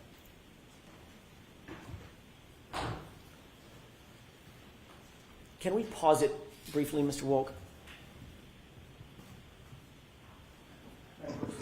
Yes. Thank you, sir. Can you please, if you can, point for the jurors whether or not you see Brian Higgins in that video? I'll use the screen in front of me for initial indication. I believe I believe that is Brian Higgins right there. Can you do me a favor, just so everybody has a perspective? Can you also point to him there? Okay. There you go, right there. I believe that is Brian Higgins. Okay. Do you see Brian Albert in that video? I can't tell you exactly. Maybe if you run it a little bit longer, or zoom it in, I could possibly tell you. But from right here, right now, I cannot. Sergeant, why don't we play this for a couple of seconds? And if you don't mind, if you get to a point where you recognize the person that you know as Brian Albert, could you just tell me to stop and I'll pause it? Absolutely. Let's go ahead and play it with the court's permission. Sure.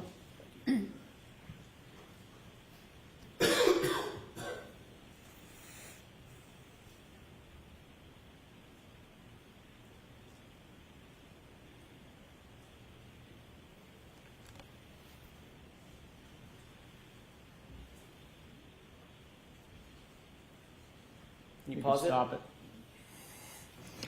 Go ahead, Sergeant. Brian Albert is the individual right there. Right there. Can you describe what Brian Albert and, by the way, for the record, Your Honor, the witnesses indicated the person toward the left, right under the 2-9 on the chyron on top, the 29? Yes. Can you describe what you see the two individuals, Brian Albert and Brian Higgins, doing in this scene? It looks like they are facing each other, possibly squaring off in a stance. Can we go ahead and play this forward, please?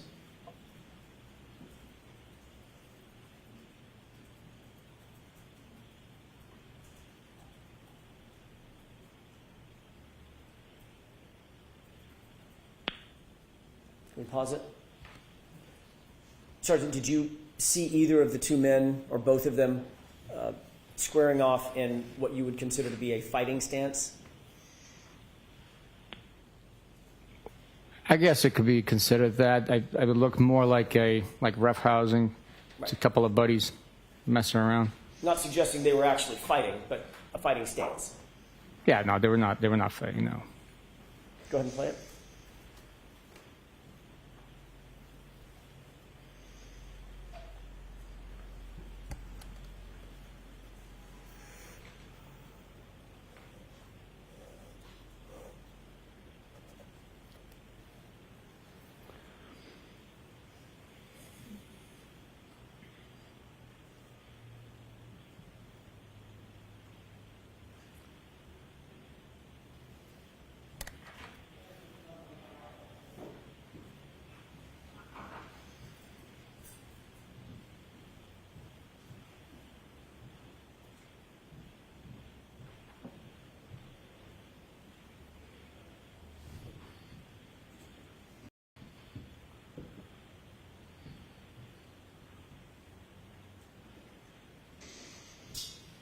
Can you pause it?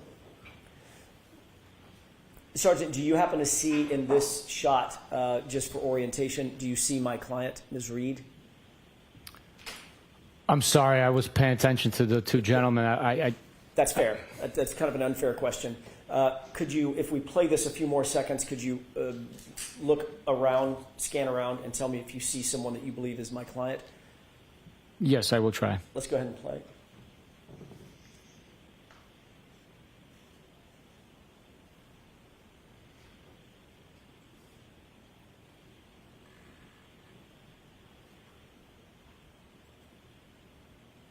Go ahead and pause it.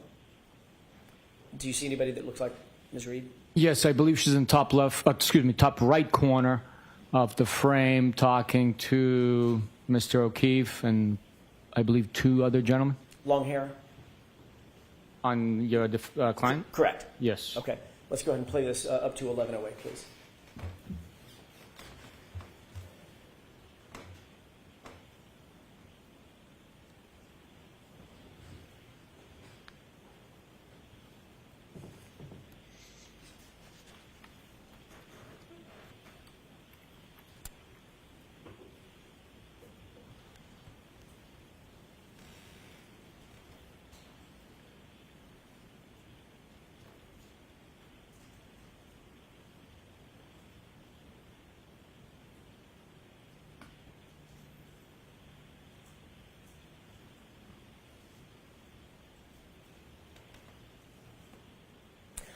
Is that up to 11:08?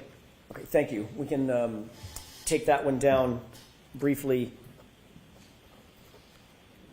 This is, if we have the lights, thank you. Sergeant, this is at the waterfall just before midnight on January 29th, 2022, correct? What you just saw. That footage is from the waterfall just before midnight on 28th. I'm sorry, my mistake. On the January 28th, 2022. Correct. Going into midnight, January 29th, 2022. Yes, sir. All right. This would be just minutes before everyone headed out of the waterfall and went back towards Fairview, correct?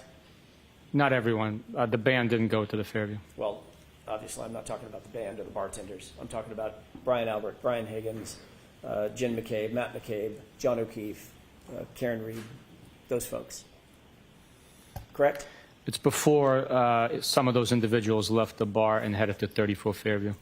If we could push to runtime 16:35, 17:22, while you're queuing that up, did you see, after I asked you the initial time about the stance that the two men were taking, Brian Albert and Brian Higgins, did you see them continue to take what could be reasonably described as a fighting stance toward each other, even in jest? They were squaring off and roughhousing, yeah. Okay, what does squaring off mean? Facing an opponent in like wrestling or a martial art, I guess. Hands up? Yes, squaring off, yeah.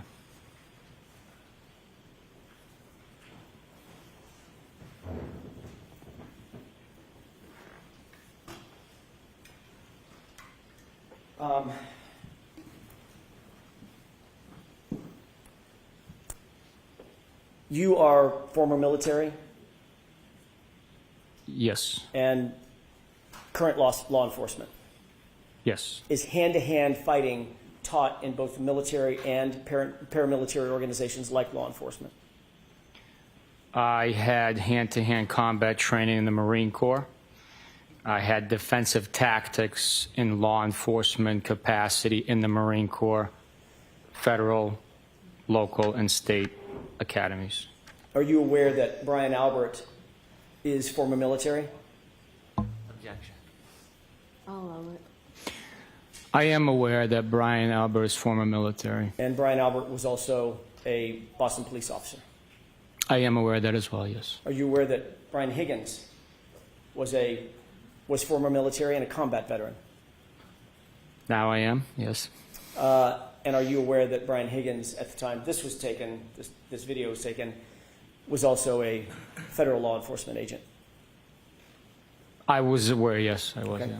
yeah. If we can go ahead and run at 16:35 to 17:22 with the court's permission. Okay.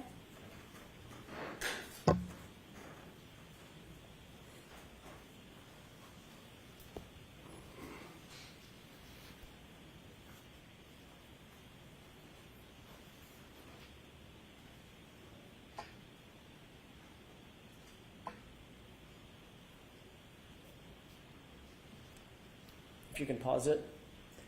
Can you describe for the jurors what you see Brian Albert and Brian Higgins doing in this footage?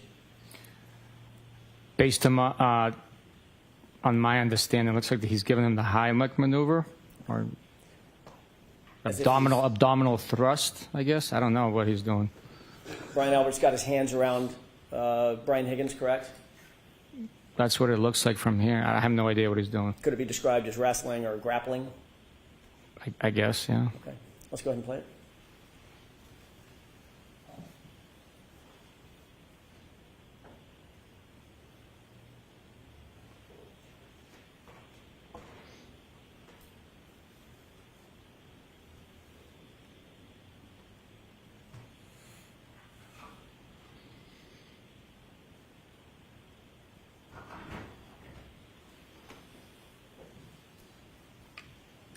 Thank you.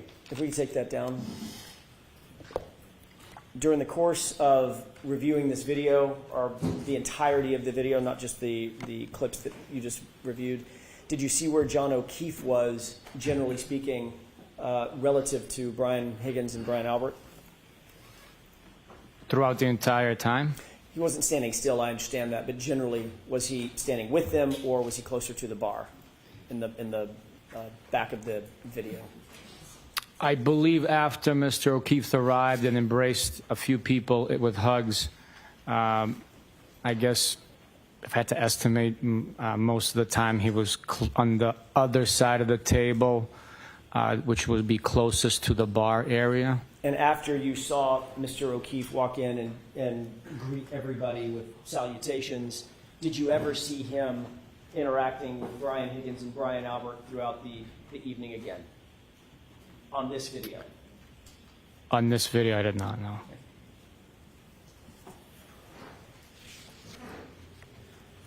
I'd like to play runtime, one more clip, Your Honor. Runtime 1915 to 1957, about 45 or 50 seconds.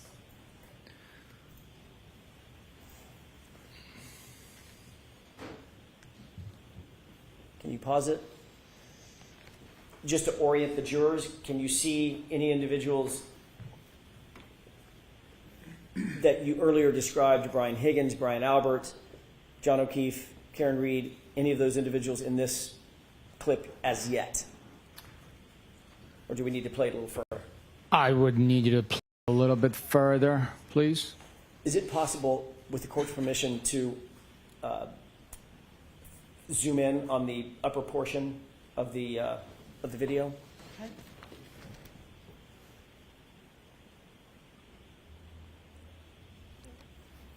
If you could center that just a little bit toward the right. Other way. There we go. Thank you. And if we could go ahead and play that from 1915 to about 1957.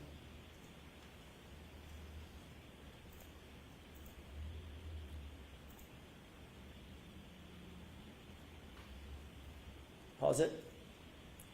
Do you recognize the three people center screen now?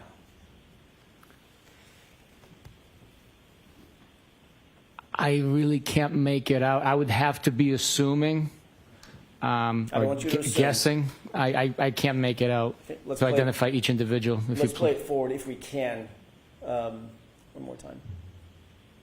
At this point, go ahead and pause it. At this point, can you make out any individuals? Yes. Okay. At this point, I can say that that looks like Brian Higgins in the middle of the three gentlemen.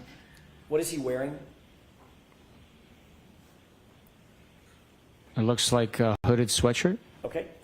The person to his, sorry, let's do it from your perspective or the juror's perspective. The person to the left of Brian Higgins.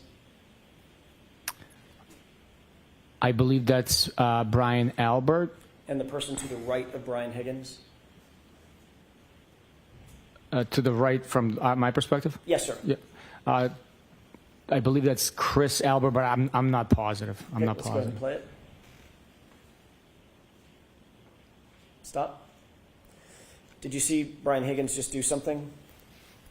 I was not paying attention to his gesture. We have to replay that, please.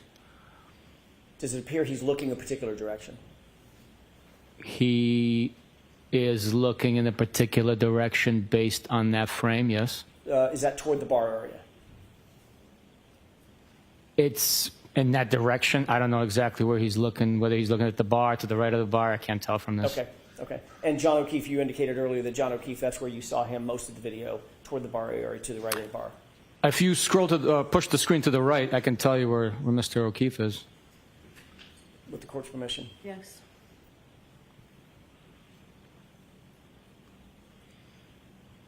Do you see Mr. O'Keefe in that group of people?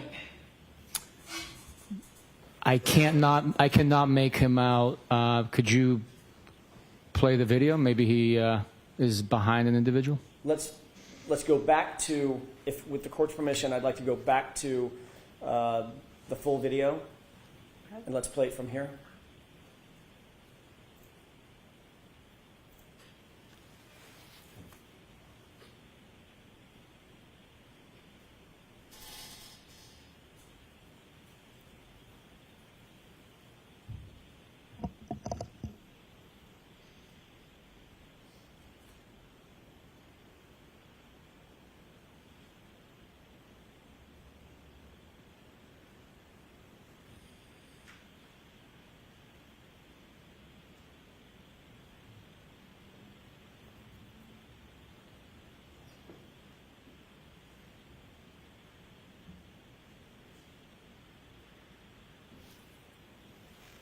Pause it. Could you see what was happening with Brian Higgins? He was gesturing to someone. Do you know- I was trying to see Mr. O'Keefe. We were talking about Mr. O'Keefe, so Understood. I apologize. Understood. With the court's permission, could I play the video one more time with it focused on the other side of the bar? Okay. Thank you. Last time. Can you tell me who to focus on, please, Yes. so I'm not looking for the wrong person? Sure. Thank you.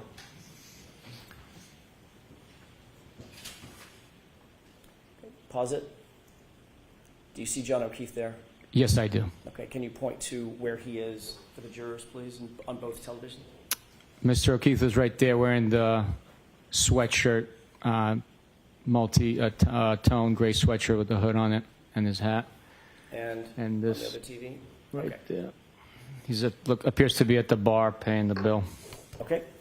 With this perspective, could we just go ahead and play that, the 30 or 45 seconds one more time? But please focus on Mr. O'Keefe.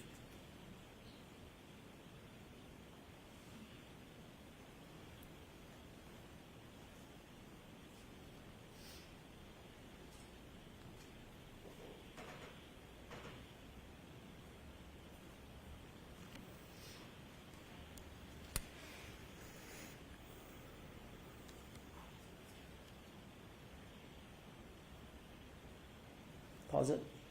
Do you see where Mr. O'Keefe is looking at this point? Yes. Where is he looking? What direction?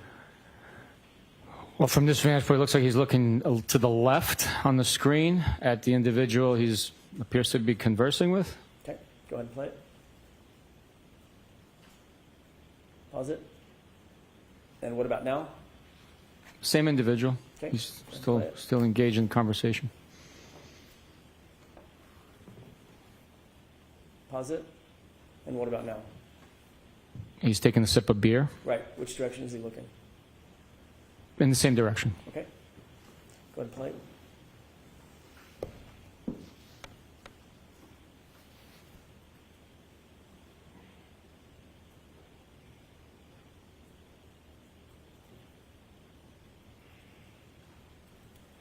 And go ahead and pause it.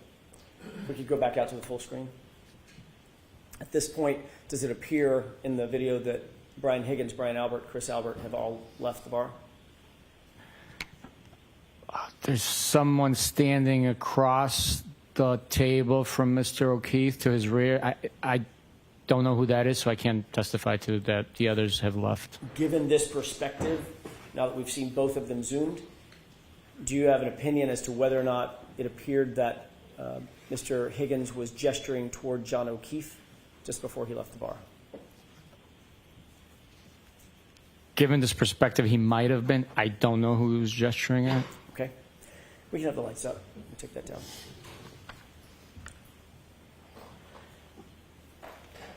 I want to change gears for a second.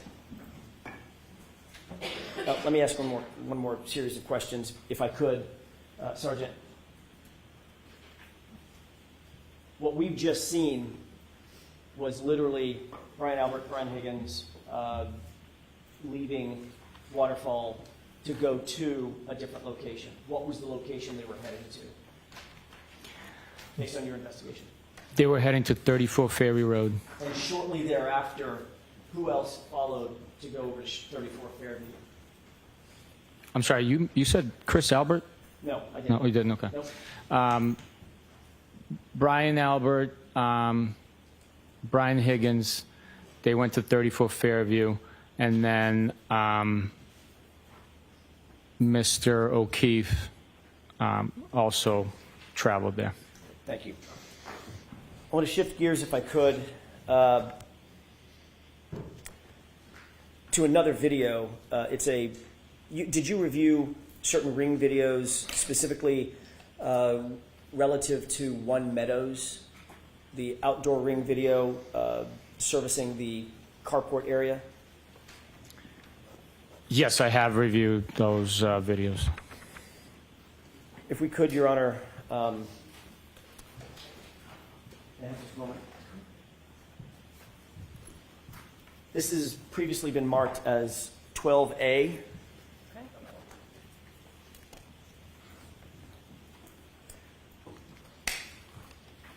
If we could with the court's permission, zoom in on the Chevy Traverse in the upper left-hand, the vehicle in the upper left-hand corner of the video? Okay.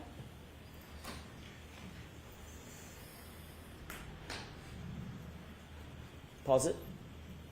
Just go ahead and zoom in on the upper left-hand corner. Okay. Go ahead and play.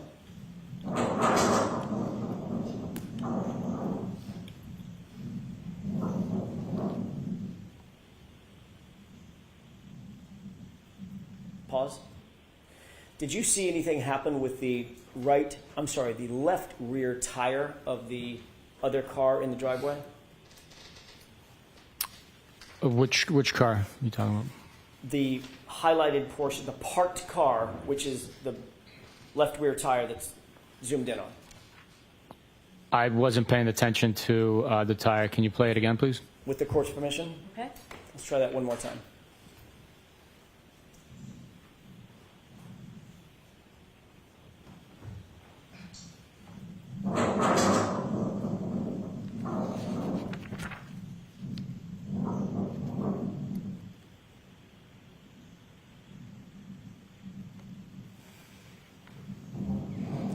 Pause it. Okay, you can take that down. Did you see anything happen with that left rear tire of the Chevy Traverse? Based on that video, it appears there might have been movement there. Last year, and you've seen this video several times, correct? I have. You saw it during the course of your investigation, not just in the course of proceedings, correct? Right. Last year, you indicated that you observed the vehicle, Miss Reed's vehicle, come near Mr. O'Keefe's car. Which one in that video was Mr. O'Keefe's car? The Chevy Traverse. And that would be the car that was parked and static, not moving, correct? Correct. Having seen this, do you still believe that the SUV came near the Chevy Traverse, or do you believe it struck the Chevy Traverse? With the clarity of that video, there is a lot of movement in the shot. Not with great certainty. It appeared that there was movement of the tire, but I cannot say with 100% certainty that there was movement. You can't say with 100% certainty that that tire literally shifted and wiggled upon some sort of an impact. Based on the video, there appeared to have been movement. Okay. You had this video for the first 3 years of your investigation. You had this video very early on, correct? That's correct. And for the first several years of your investigation, did you either deny, well, let me ask it this way. Was it your assessment that the SUV did not contact that Chevy Traverse?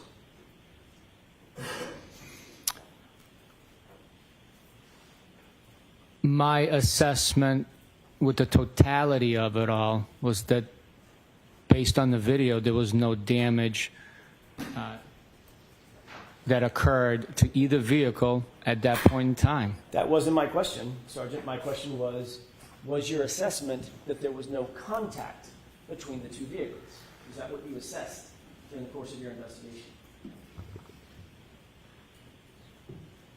I did not assess that there was no contact, no. Even as recently as last year, you testified in another proceeding that the SUV came close to the Chevy Traverse, correct? Yes, I said there's a lot of movement in that shot. It's difficult to tell if there was more for me to observe and push that certainty level up. I would have testified differently. As you've seen the video enhanced, zoomed in on, do you wish to amend that testimony from last year? Objection. Ask it differently. Sure.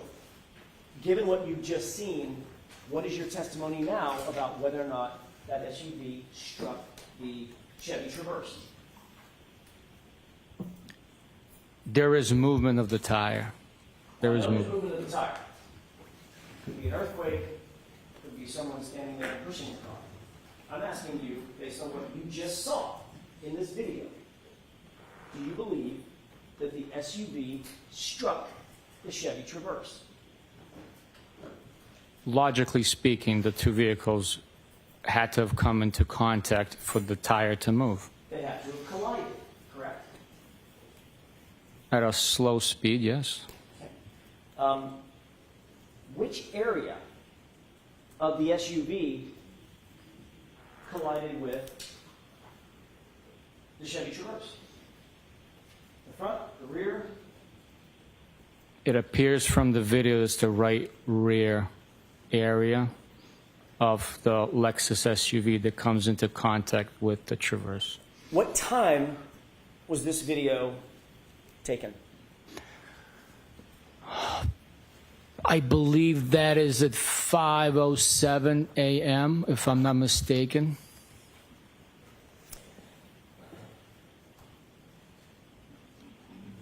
Thank you, Sergeant. I want to change gears again, if I could, and ask you about a dog. You're aware that the Alberts, Nicole Albert, Brian Albert, had a dog that they named Chloe on on January 28th, 29th of 2022, correct? Objection. I'll allow the question. Were you aware of that? At what point in time, sir? January 28th, 29th, that area. Was I aware that they owned a dog on January 28th or 29th? No. Are you aware now that on January 28th or 29th, they owned a dog? There was a dog in the house. Now I am aware, yes. Okay. During the course of your investigation, you learned that, correct? Yes. During the course of your investigation, did you also become aware that the Alberts got rid of their family dog? Objection. I'm going to see you at sidebar on this, please. Sure.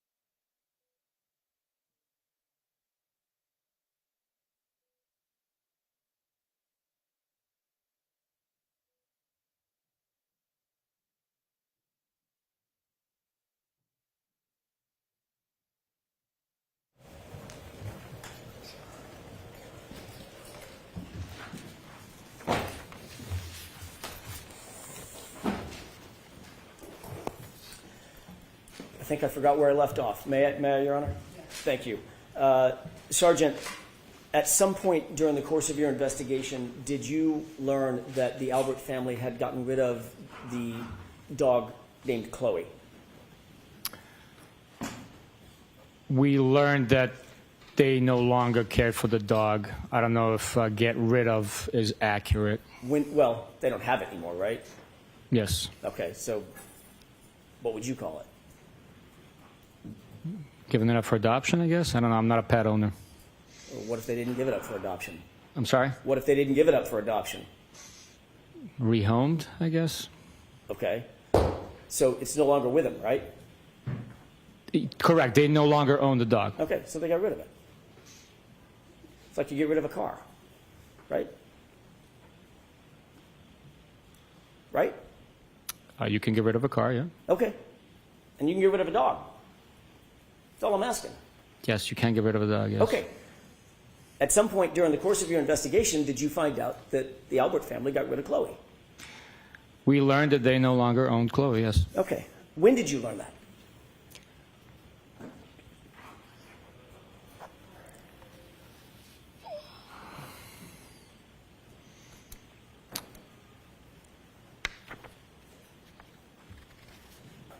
I cannot tell you exactly. I can tell you when we looked into it officially. When did you look into it officially? I traveled to the dog's home and assisted with identifying the dog and investigating that animal. Okay.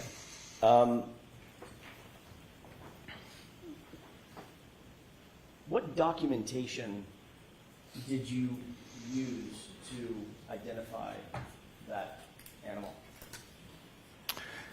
It was veterinary records. I want to stop you there. Veterinary records from whom? From the Albert family?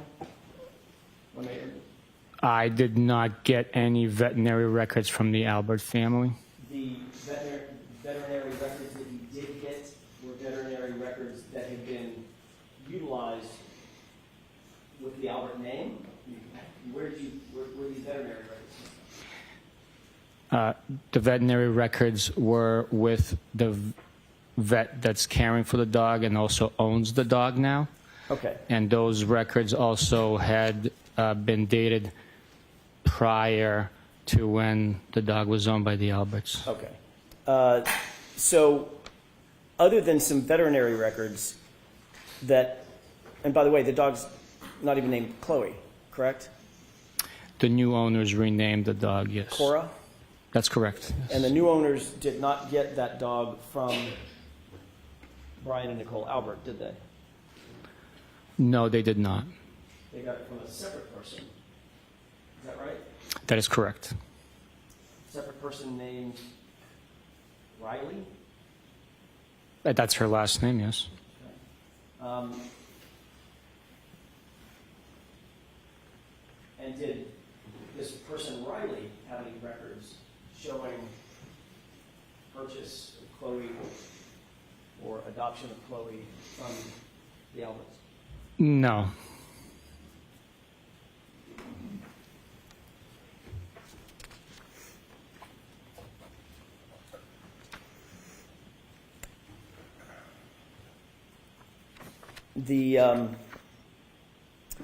You did write a report about the newest owner of this animal, this dog, correct? I documented my trip to the location and the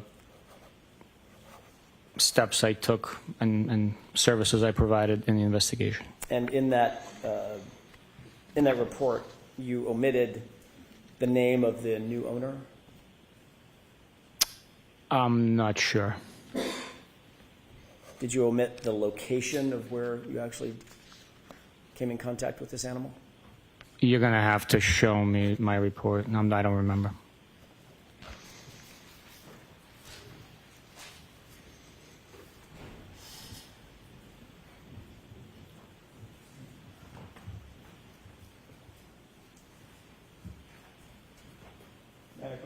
Yes.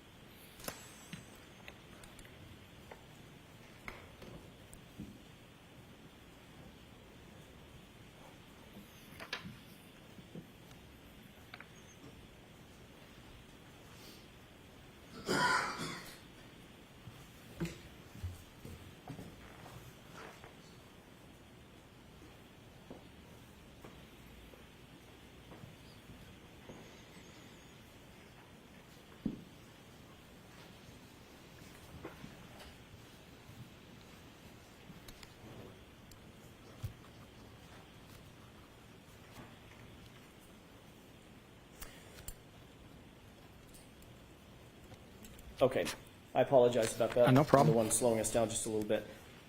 May I approach? Yes.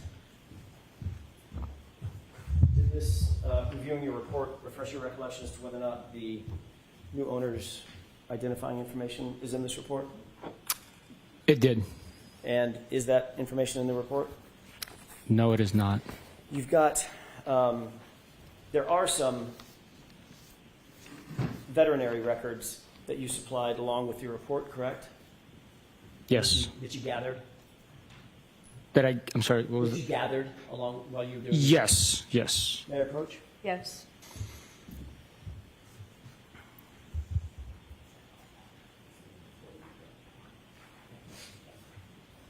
Thank you. If you'll take a look at those 4 documents.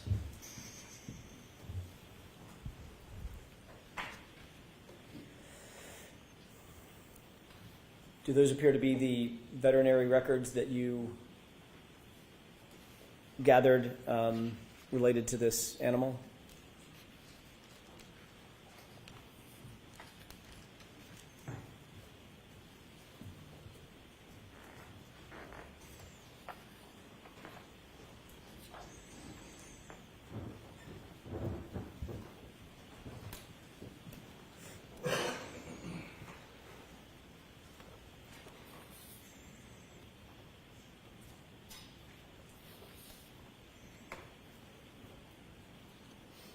Yes, it does. Do any of those records, any of the veterinary records, the 4 pages that you're holding, even include the name Cora or the name of the new owner?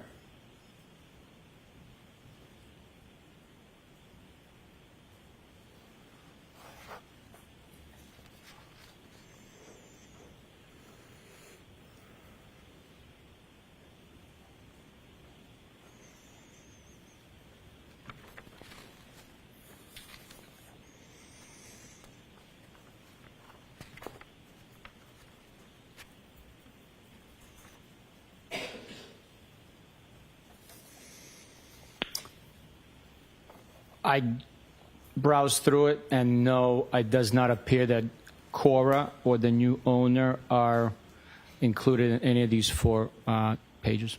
May I approach? Yes.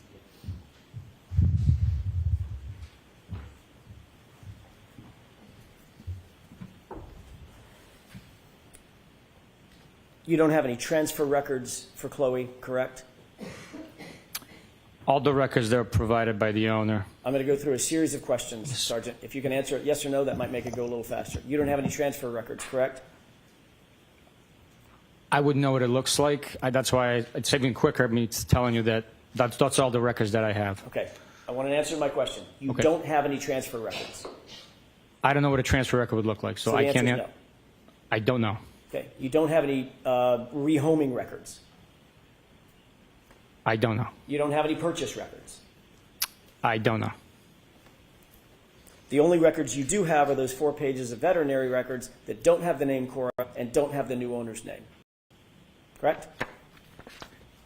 That's correct. You would agree, shifting gears for a second, that timely report writing obviously is an important aspect of any investigation, correct? It is important, but we can only write reports as feasibly and possibly we're capable of doing. Sometimes investigations are rapid, So you can't write a report. You take notes, and some time goes by before you actually document the information on an official report. The information's there, it's gathered, it's maintained by the investigator, it's shared, it's acted on at times, but the official reports might take some time to write. So obviously, if you're, like you said, things are fast moving in an investigation, it might be that you interview a witness on a Tuesday, you're super busy on Tuesday, Wednesday, Thursday, it might be Friday before you can even sit down and draft a report about that interview that you did on Tuesday, correct? Different circumstances dictate differently. That would be completely normal.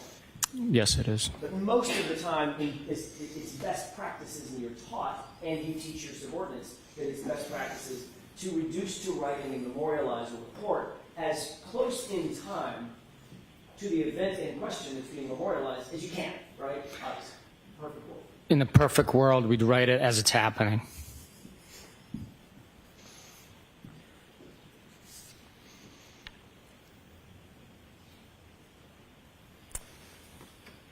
Are you aware that more than 20 official police reports in this case were not recorded for more than 100 days from the time that the event in question was done, was being memorialized?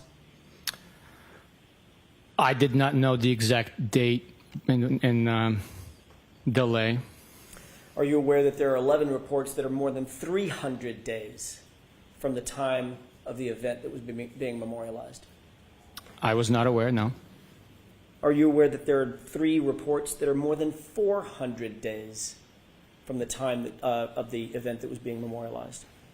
I am not aware, no. Are you aware that there are 4 reports that are more than 500 days from the time of the event that's being memorialized? I am not aware, no. Are you aware that the longest delay of any report in this investigation was 581 days? I am not aware of that, no. You became aware early on in your investigation of 2 individuals named Ricky D'Antano and Heather Maxon, correct? They are witnesses, yes. Both Ricky D'Antano and Heather Maxon, you learned, were outside 34 Fairview in the early morning hours of January 29th, correct? We did learn within our investigation at some point, yes. And you learned, Sergeant, very early on in that investigation because you interviewed Ryan Nagel in February of 2022. It was just days after the event, correct? I'm not sure of the exact date.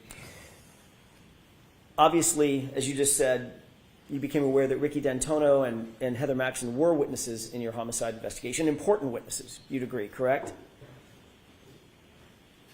They were witnesses.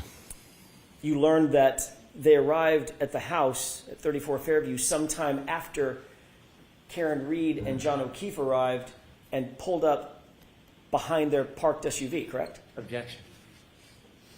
I'm going to allow that. Can you repeat that, please? Sure. You learned that where they fit into the investigative puzzle is that they pulled up behind Karen Reed's SUV when Karen Reed and John O'Keefe arrived at 34 Fairview.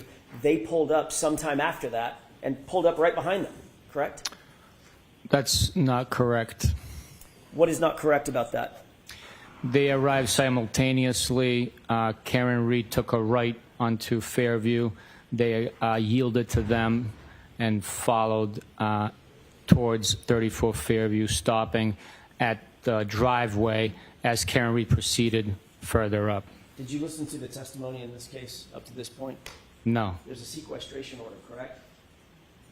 Correct? Yes, yes. Which means you can't listen to the testimony of witnesses, eyewitnesses who are testifying in front of these jurors. Correct, yes. You don't know how witnesses have testified from that witness box in front of these jurors, correct? I have no idea. Okay. So your information is that they pulled up simultaneously, correct?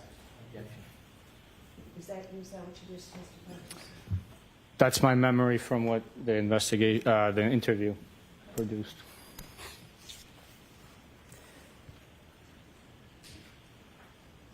You certainly knew that there were eyewitnesses to the condition and the location of Miss Reed's SUV, correct?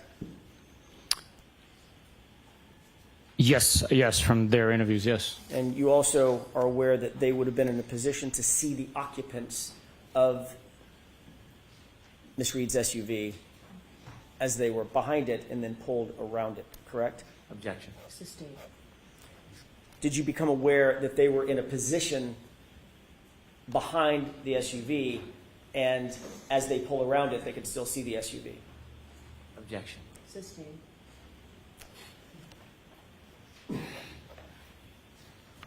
You knew what potential role they played in your investigation as eyewitnesses, correct?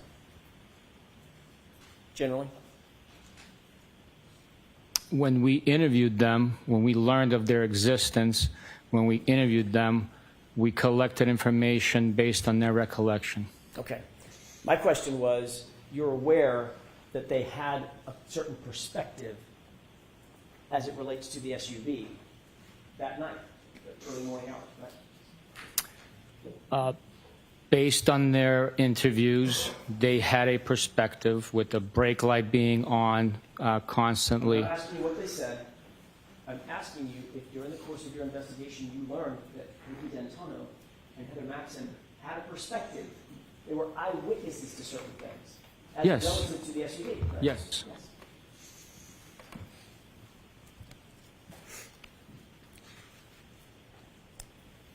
You instructed your subordinate, Michael Proctor, to interview those witnesses in August of 2022, correct?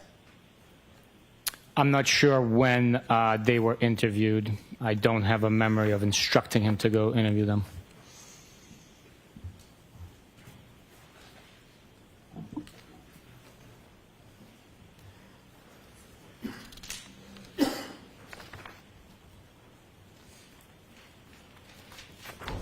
May I approach, Your Honor? Yes.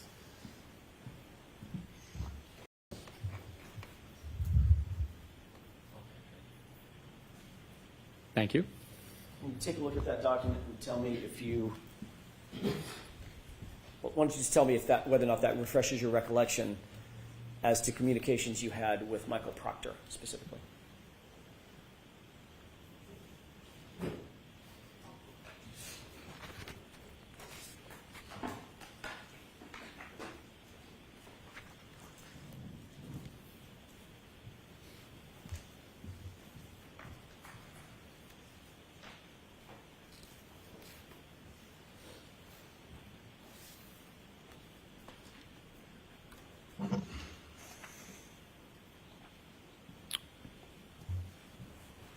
Thank you, Sergeant. Does that refresh your recollection as to a conversation, or I'm sorry, a communication that you had with Michael Proctor? Unfortunately, it does not. I will take the document at face value. I do not have a memory of having these communications, but I will take the document if it's authentic and it is true and accurate that it took place. But I do not have a memory of sending these text messages. May I approach, Your Honor? Yes. Also, my name's misspelled in there. Is that from the extraction, or where is that from? Couldn't tell you. Wasn't me. Appreciate it. Thank you. I can't take credit for that. Thanks. If your memory is not refreshed about that particular communication, do you remember in general communicating with Michael Proctor about interviewing Ricky D'Antonio and Heather Maxson? I do not know. I'm sorry. Would that have been something that you would have found important relatively early on in the investigation? Now, these are eyewitnesses. Let's get them interviewed. Yes, it is. It is important to interview anyone that's an eyewitness. Sometimes it takes longer because. Are you listening? I'm sorry. Thanks. You asked the question. I just wanted to answer. I know the answers to my own questions. Go ahead. Okay. So while we want to interview every eyewitness, sometimes an important fact is already detailed and witnessed by another witness. So in this situation, we had already interviewed one of the occupants, the one that was driving, the one that had the observed the events taking place, and we asked him if we were going to talk to the other two, would they have the same recollection, observations? Did they leave the vehicle to go in the house at all? Anything like that? Anything different? So that's... Okay, so it would be important, obviously, to interview witnesses in a timely manner. In some instances, yes. Okay. Yes. Do you remember when Trooper Proctor actually interviewed Ricky D'Antonio and, I'm sorry, when Michael Proctor interviewed Ricky D'Antonio and Heather Maxson? I do not have a memory of that, no. I'm sure a report would indicate when.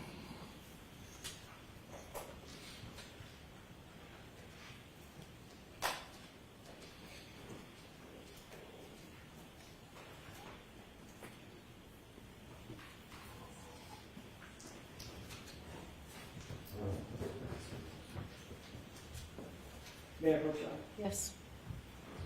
I may have misspoken. Sergeant, take a look at that. I thought that was a report from somebody else. It's a report from you, actually.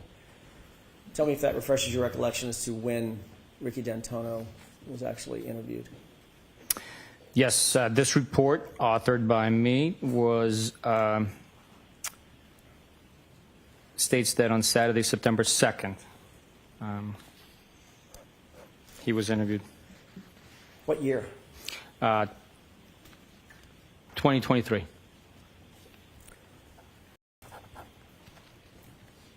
So that would have been a year and a half later, correct? Yes. Do you believe that's a timely report, or rather a timely interview for an eyewitness, the gravity of which is described in your report? We again, perfect ideal world scenario, it would be quicker.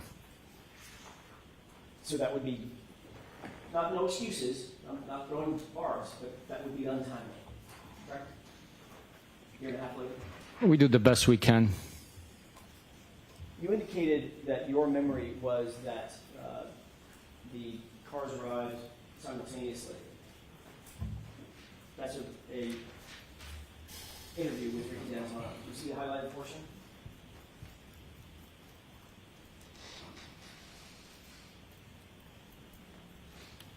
I see it. Ricky D'Antonio actually told you that the car was Objection. parked, correct? Objection. The objection sustained. Your Honor, may we approach with them? Yes, can I see that, please?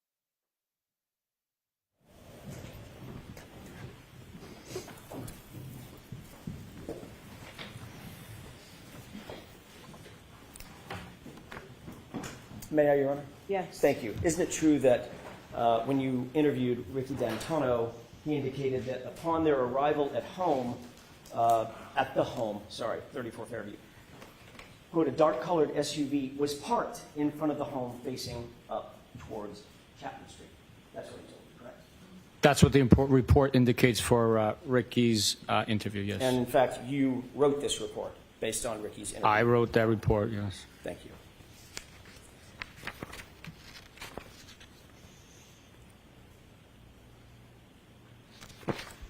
If I may have just a moment, Your Honor. Yes.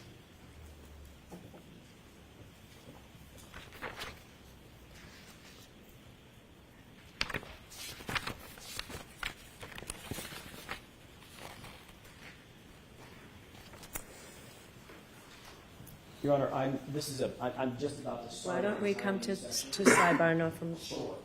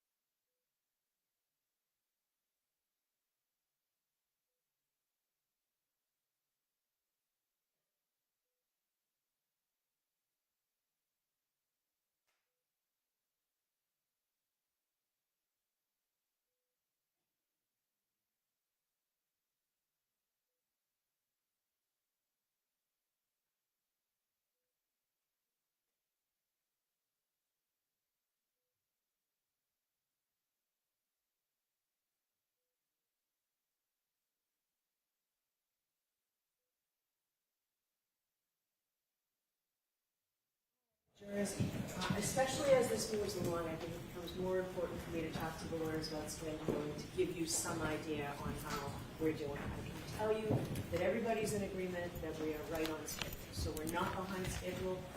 Optimistically, maybe we're still a little bit ahead, but we are on schedule for planning for Christmas. Monday, I'm going to ask you all to come in at 10. So we'll start at 10 o'clock on Monday, and we will go a full day Monday. We'll leave every day next week. We'll use a full day. So we will see you next week. Those same cautions. Please do not discuss this case with anyone. Don't do any independent research or investigation into this case. If you happen to see, hear, or read anything about this case, please disregard it and let us know. Be very careful with your social media use, and have a great weekend. I'll see you Monday at 10. Sergeant, we need you back. All rise, please. Just hold your notes. Goodbye.